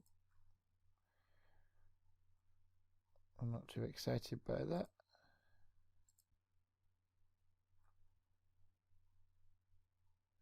Try and set Monk up the same time as the last hand now. We're going to bet twice. I'm going to check the river and hope he does his overbet thing again. This time he just folds a turn. Hand wasn't exactly the same as the last one. Maybe he just rivered a deuce on the last one. It's entirely possible. It was a limped pot. Just called the turn. River trips. Easiest thing in the world. Well, not the easiest thing in the world, but it could absolutely have happened. I think we talked about in a previous video, calling overbets on the rivers with just bluff catches in the micro stakes is not going to be something you want to do in a hurry. If someone's just open for 6x, I immediately get some that tag for the time being. And then we'll start to keep an eye on him, see if he does have various opening sizes, or just try and figure out what's going on with him, see what his deal is. Given we've seen Kev D open with the 6-3, we can absolutely 3-bet for value with the Ace King. We're not going to be making large C-bets against him, but because his range is so damn wide, we're going to make a small bet, try and collect dead money. If he calls, we've got lots of cards that can be good for us. He's just going to check back now and just hope to see a ace or a king on the river. We do not.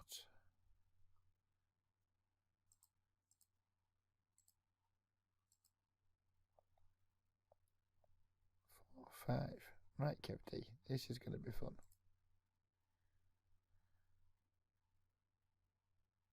Do you have any draw on that flop whatsoever? Let's go back and look.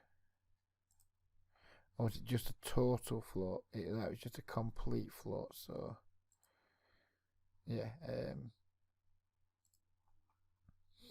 we're going to be looking to have some fun with Kev D.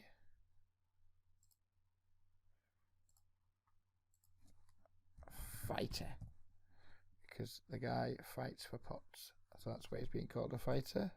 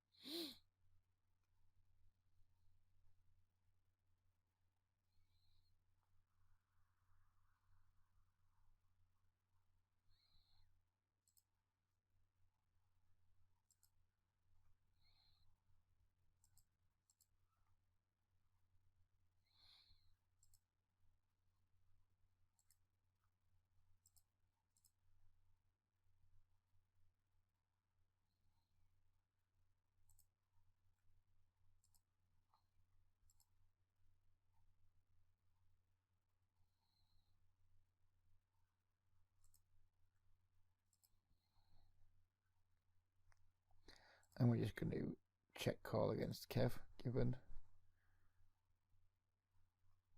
his propensity to bluff. He didn't do it that time. So what's he checking back? What does our friend here deem acceptable showdown value? 7-8. He rivered the 8.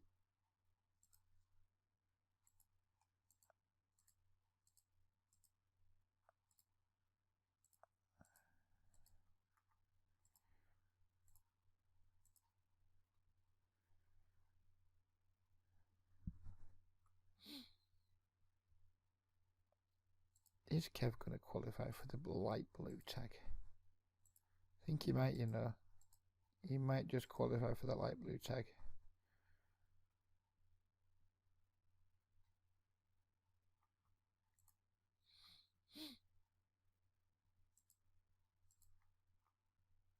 And we just have to float these flops against him.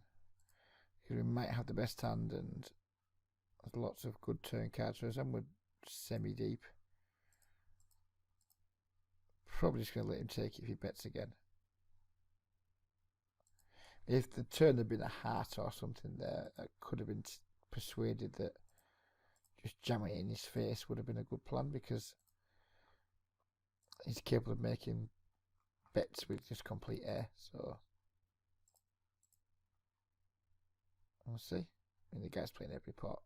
It's going to be a fun few minutes, I would guess. Maybe longer. Hopefully, how this goes down is we keep relieving Kev D of chips, and he keeps winning chips back from the rest of the people at the table. That's how I'd like it to go down.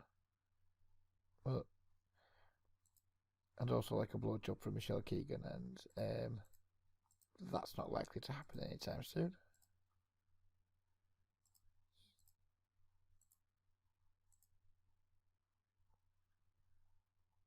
Pretty sweet to turn the nuts against Kev.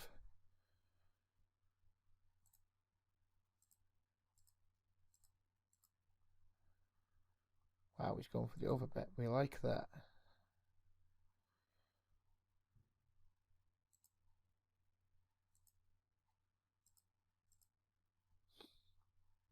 Looks like our turn checker, and there's a nice bluff for him on the river there. We're going to let table 2 go.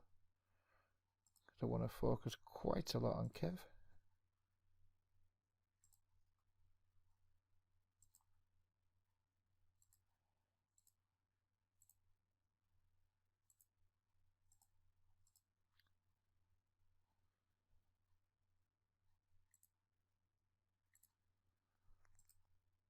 Oh, we didn't want to see the heart on the river. We were in check call mode against him. I'm not going to try and do too much to discourage Kev from being aggressive. Henry min raises, which I don't like very much. Guess we can't fold just for one min raise though, but if he bombs the turn, we're certainly going to fold.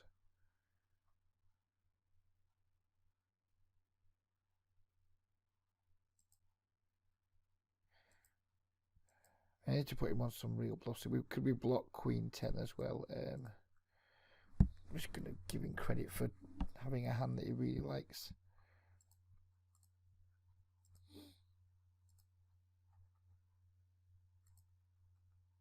Be careful we don't go too nuts against Kev and start playing too many hands against him, or we'll end up in lots of really shitty spots.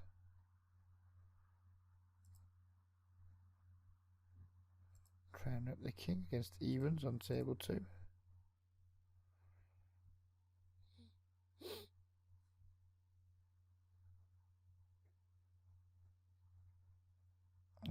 What nearly worked. He trolled us. He absolutely trolled us.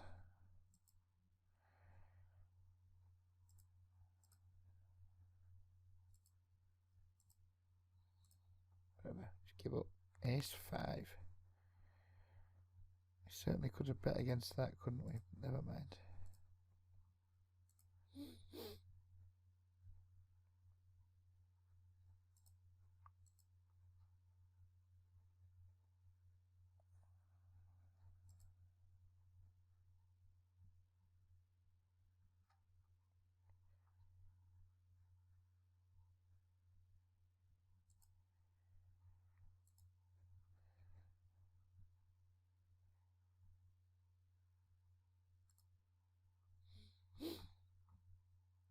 think we are just about exhausting the lobby now on Sky. I think tables are gradually breaking.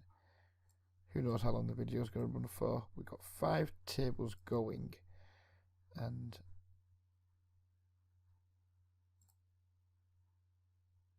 there's literally just 1 table left that we could potentially play at where we're not seated. So there's only 6 tables running now in the whole 8 and 10 and L section. So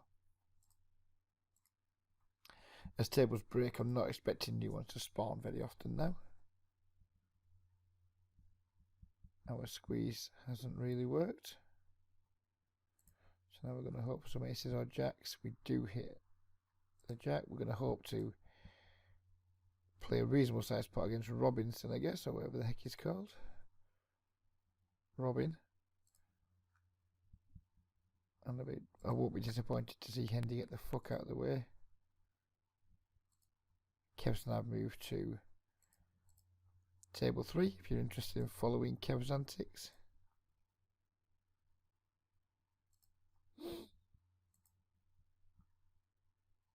I say following Kev now, it's pretty more interesting than following my hands. You'll have a lot more fun following Kev. I'll alert you if anything happens at another table. I shall alert you guys to which table to look at. In the meantime, just keep watching Kev.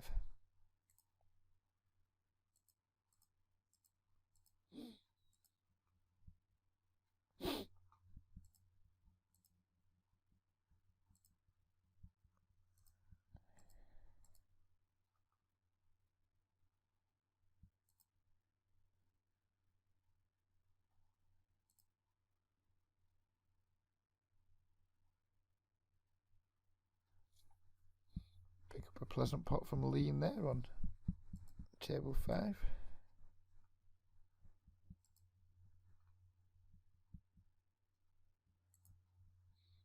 I wasn't expecting this to be a 2-hour video tonight. I was expecting it just to be a brief explanation of why the challenge has changed and then play for an hour. But it's been fun. And to be fair, my Sky videos are always well received on my Facebook group and on YouTube, so I think they're definitely more popular than my 888 ones. He wouldn't have been folding to SR's check raise, 3-bet in that situation, given how deep we were. So he posts and then min raises. Hard to give that a lot of credit. We'll just call anyway.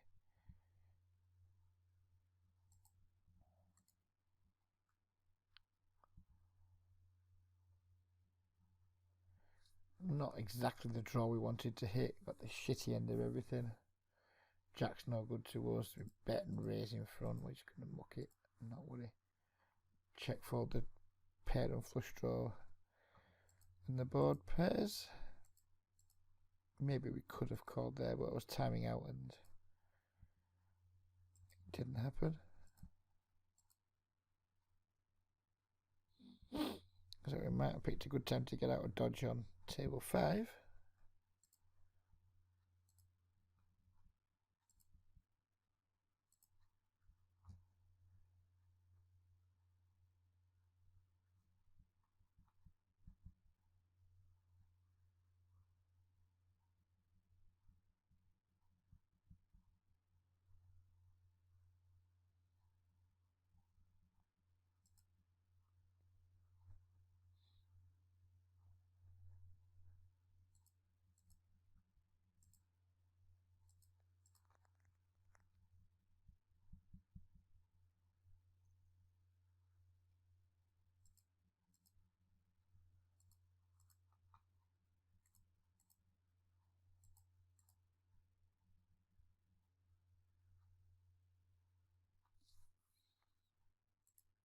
Completely missed on table 3.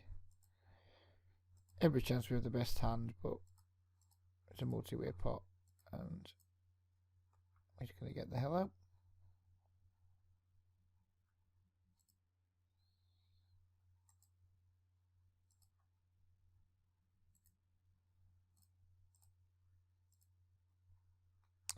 And we didn't have the best time. We were toasting 2 spots.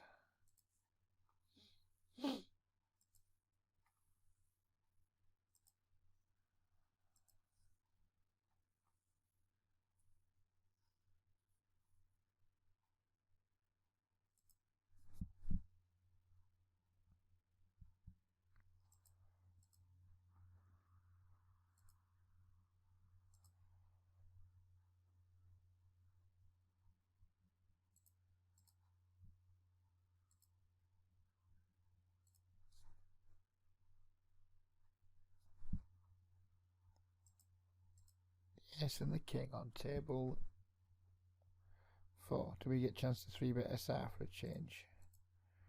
No, we don't. You need to tell me your name, buddy. I cannot keep calling you SR for the duration of the next few videos.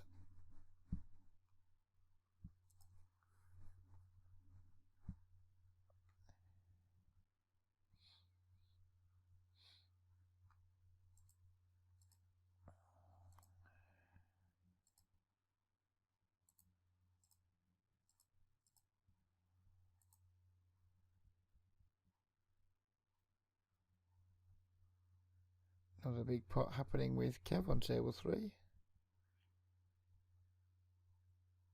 And he just had it again. Go, Kev.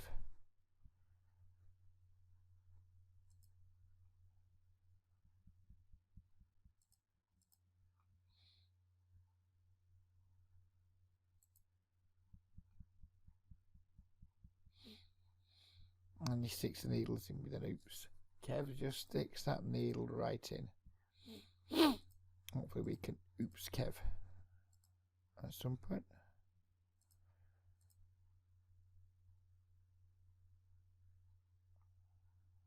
That's not the flop we wanted with the 8-7. The king, king, queen isn't really what we're looking for, is it? Smart got donks out for reasonable size. Just have to call.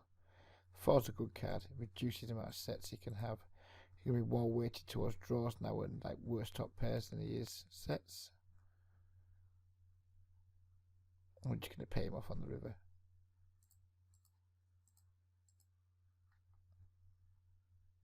It's a block bet. I think we have the best hand here.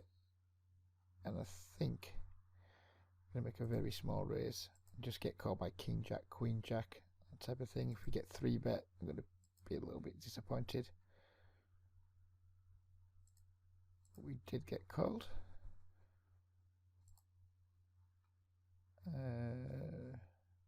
Oh, I just clicked stand. I didn't mean to fucking stand. I meant to click the fucking hyperlink. Oh, bollards. What did he call us with anyway? We'll soon take our seat back again. 10 jack, yeah, so should be expected.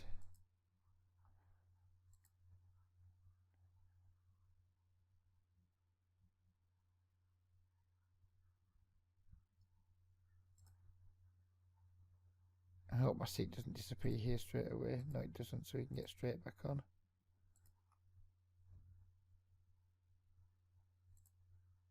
We have to do that and that.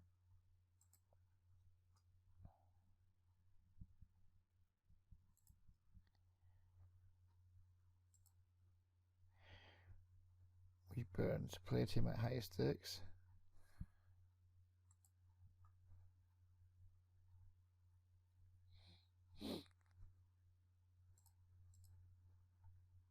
I really hope this table doesn't break with Kev on.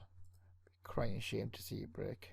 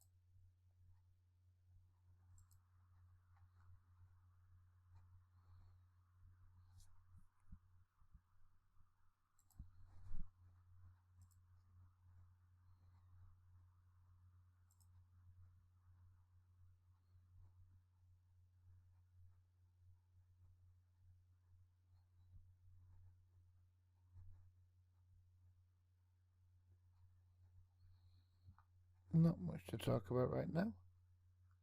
And I think we're now at every available table. I don't think there's a table running that we could be sat that we're not.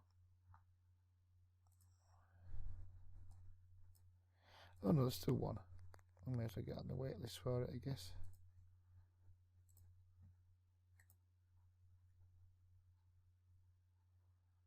There is one capped table, but I'm not asked about playing cap.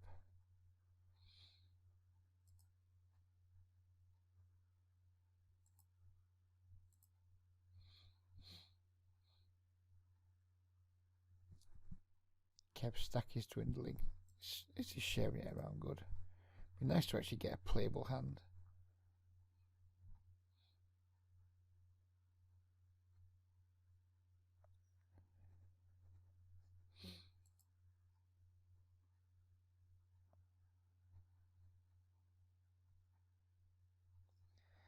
That would definitely constitute a playable hand.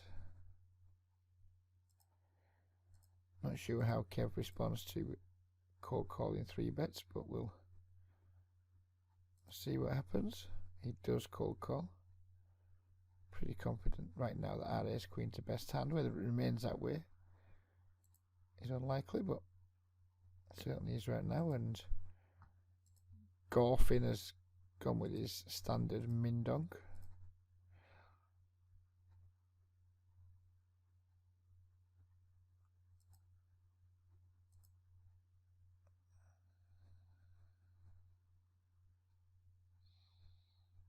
I'm really sure what Weeburns is doing here, but just in case he's drawing, we're going to pop it up a little bit.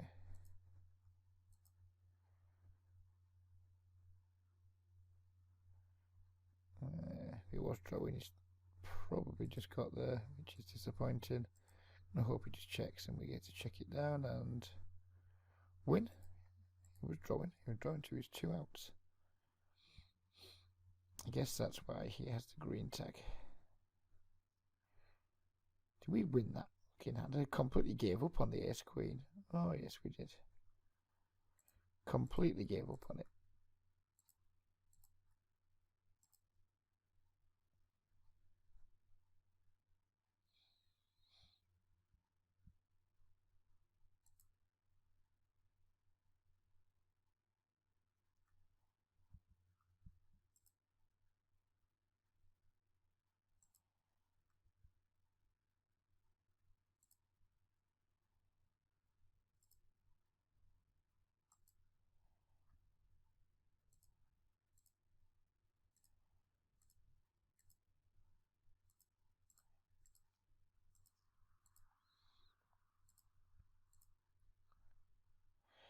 And double barrel on the queen, picked up the double gutter, and it's should give us some fold equity.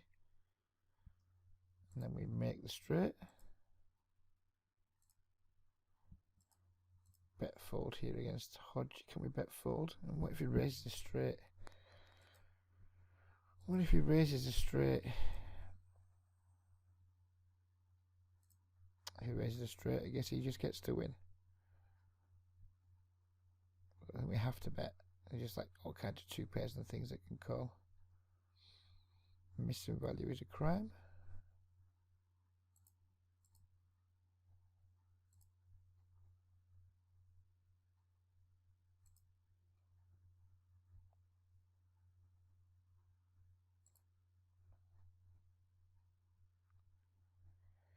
Golf indoor min bet thing, it's one of the most strange things I've seen in a while.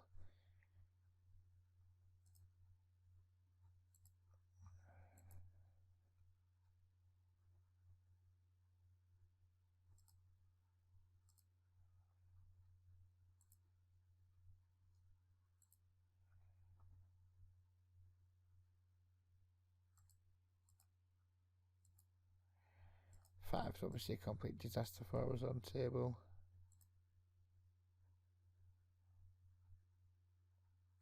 Kev, that's what we'll call it for now. We'll call it table Kev.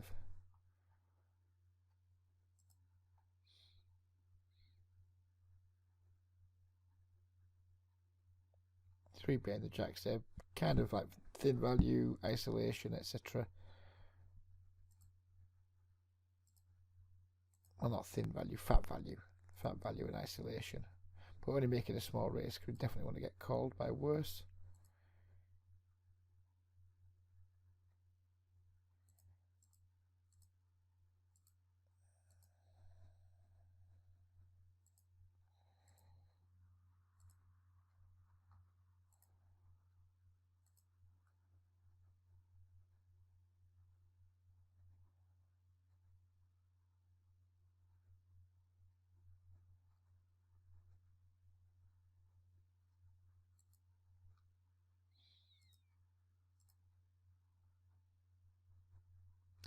We knew Kev was coming, didn't we?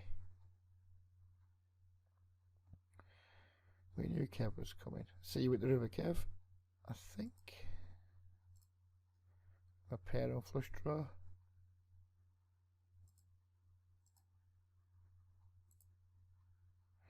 Nope.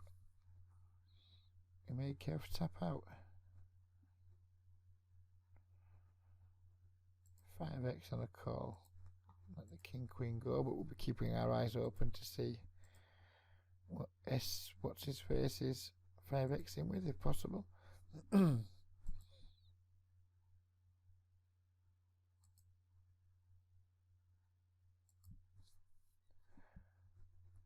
don't get much implied on some Gorfindel due to his absurd min betting post flop strategy, but it's still worth calling to try and set mine. 8 pence, by any chance? Oh yes, that's a bet I can call. 6 ball corner pocket, thank you.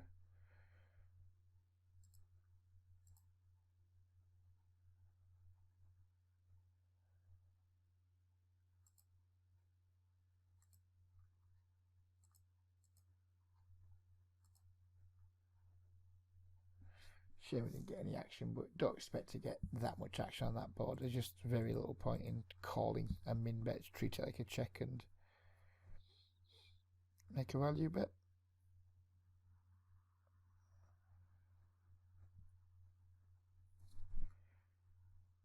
Kings, we're going to be betting, hoping Hendy doesn't raise because we're super deep, and then willing to play up stacks against Robin and probably against Glorfindel too. Try and isolate Kev here. Just jam against Robin. We succeed in isolating Kev, but we missed the flop. I think we can check call against Kev though, maybe.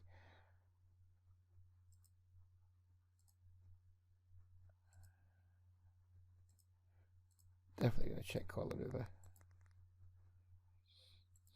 Maybe he's just given up bluffing. Maybe Kev was just giving up bluffing.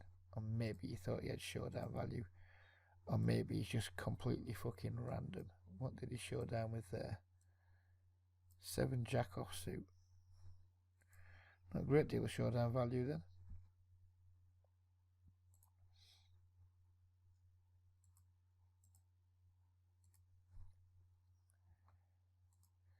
It's been a fun session. I hope you guys have enjoyed it. 2 hours worth of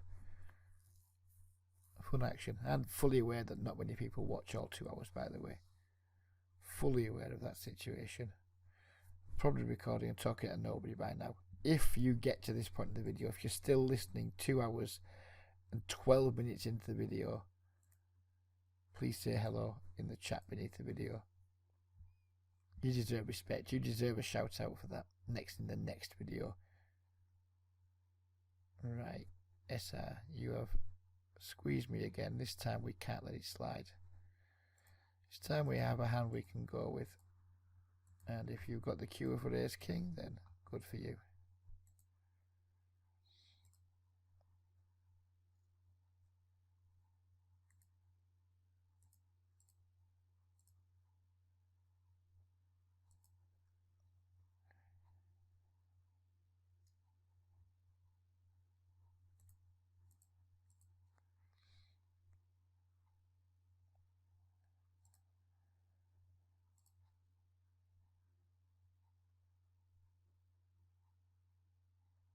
Don't expect to call me too late here. It's not like we've been getting crazy out of line against him, is it? He just fold.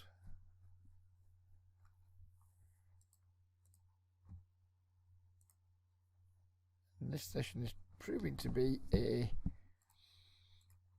reward for durability, because we, maybe an hour ago, we were looking like it was going to be a pretty moderate session, and since then we've just been chipping up nicely.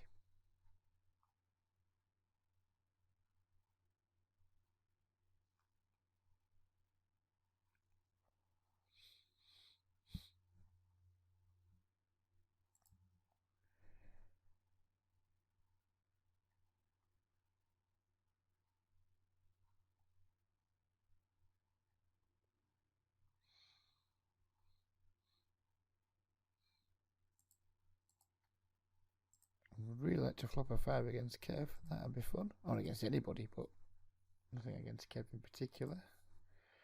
We do not flop a 5.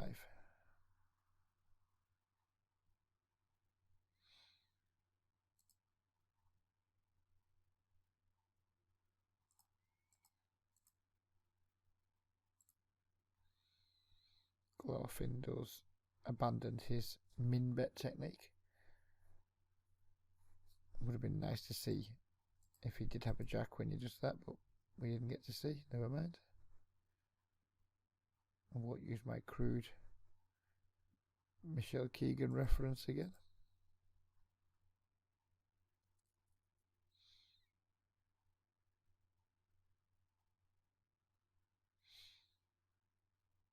And now Kev has disappeared.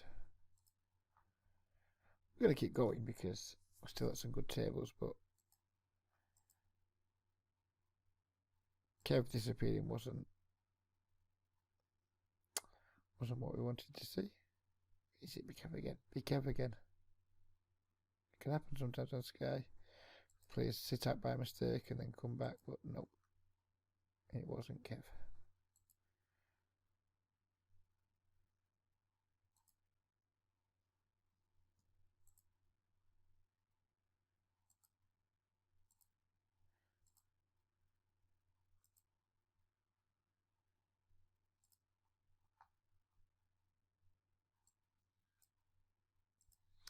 And we are now at every possible table in the 8 and 10L district.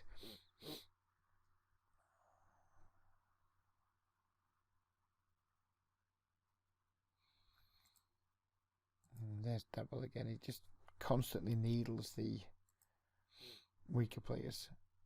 Really fucking irritates me. Daryl, if you ever get right at watching this video, which I'm sure you won't, but if you do, stop being a prick. Stop being an absolute massive prick with fun players. Because, yeah, just, well, you know why. Don't be a twat, son.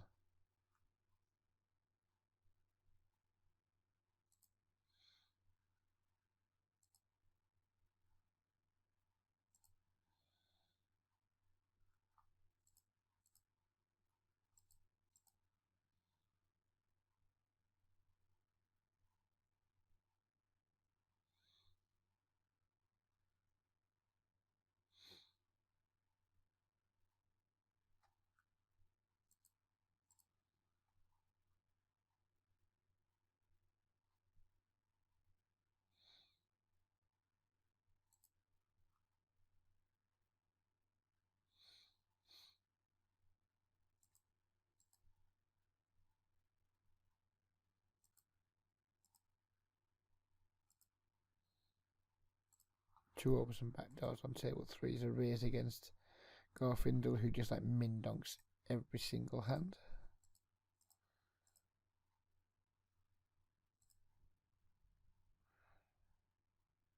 River to 6.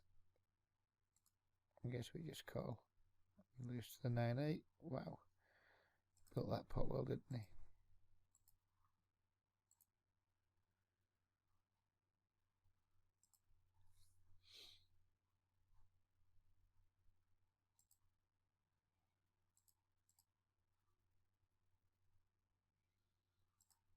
I'm sure Hand is massive into folding.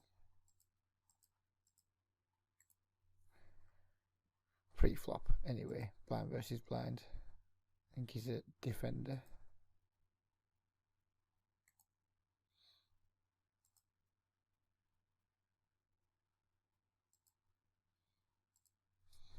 Give it the nicer value against Gorfindle, who seems to be pretty damn straightforward post-flop.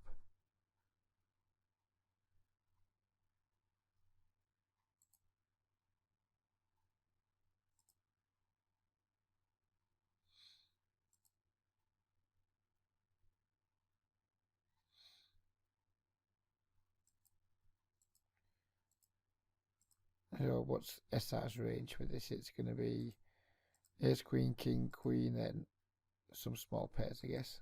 So we're just very small for value with our jacks against like pocket 8s, pocket 7s, pocket 6s, that type of thing. Not expecting to call very often, but just denying equity to whatever it is check back.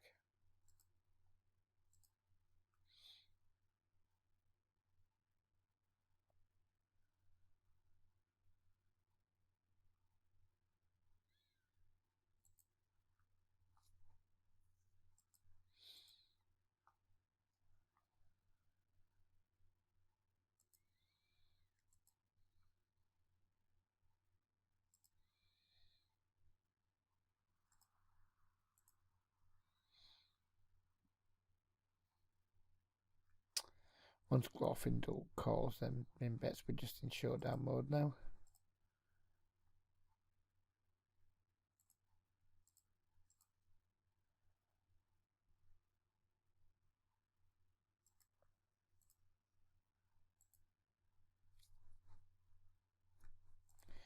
Oh, timed out.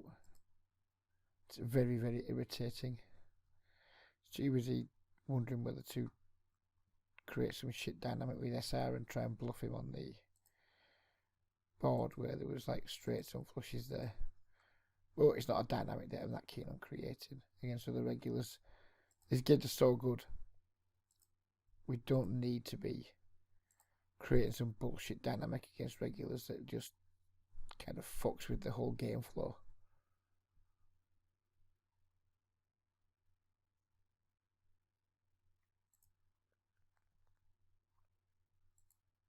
That's fucking Glorfindel hand annoyed me. I mean, we probably lost. We probably didn't have the best hand, but we're getting like 8 fucking gazillion to 1. And I decided timing out was a good idea.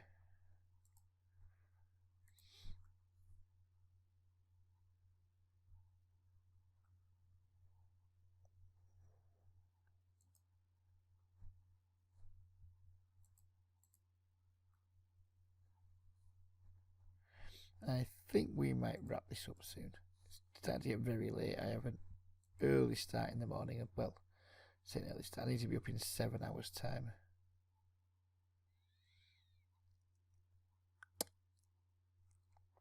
But it just doesn't feel right to me walking away from games. It's good. Certainly at higher stakes, I wouldn't be walking. If I had 6 tables of like 30 and L of this quality, it'd be matchsticks in the eye, stay up all night time. But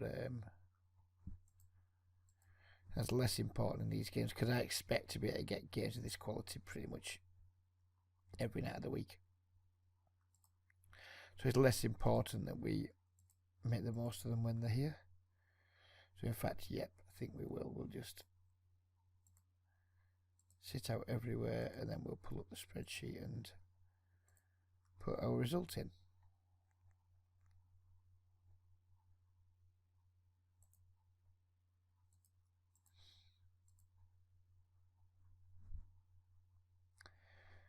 We started the session with £105 in the account, I think.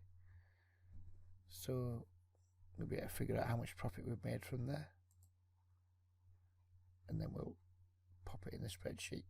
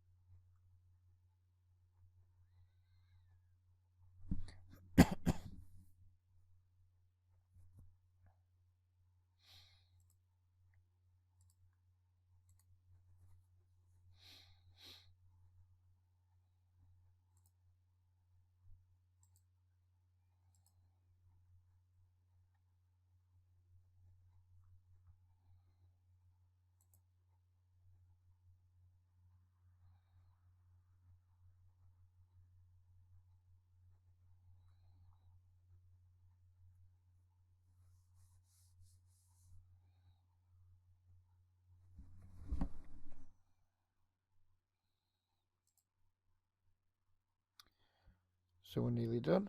Not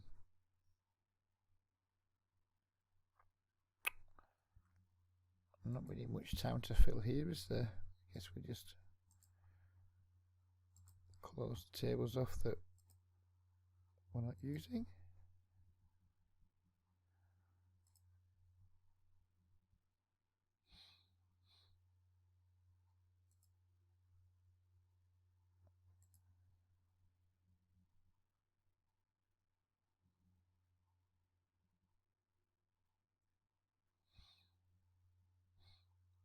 Wow, a long video, 2 hours 25 and counting, or thereabouts.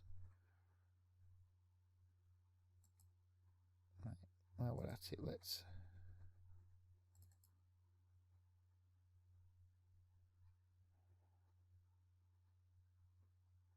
No idea what I'm fucking doing here. I might have to pause the video actually while I figure out how to open this spreadsheet, because it's the first time I've used it on this computer. So we'll pause the video and we'll be back when the spreadsheet's open. Anyways, we've been having some technical problems getting the spreadsheet to open. I opened it in a WordPad, it's now a complete mess. And my technical ability is rubbish, so I'm going to store the information and input it some other time. But we started the night with £105 and we started playing approximately 2 hours 40 minutes ago, something like that. And we've now got, if we stand up and refresh that, £139. We won £34 in around 3 hours, which is a pretty damn nice session. I'm pleased with that. I'll be putting that into this when I can get it fixed up. I'm not really sure what I'm doing with it, but I'm sure I managed to find some way of doing it, storing information. So yeah, that's how we're going to do it. Hopefully we'll show you the spreadsheet next time. But I hope you enjoyed the video. I certainly enjoyed making it, and I'll catch you all again soon. Bye bye for now.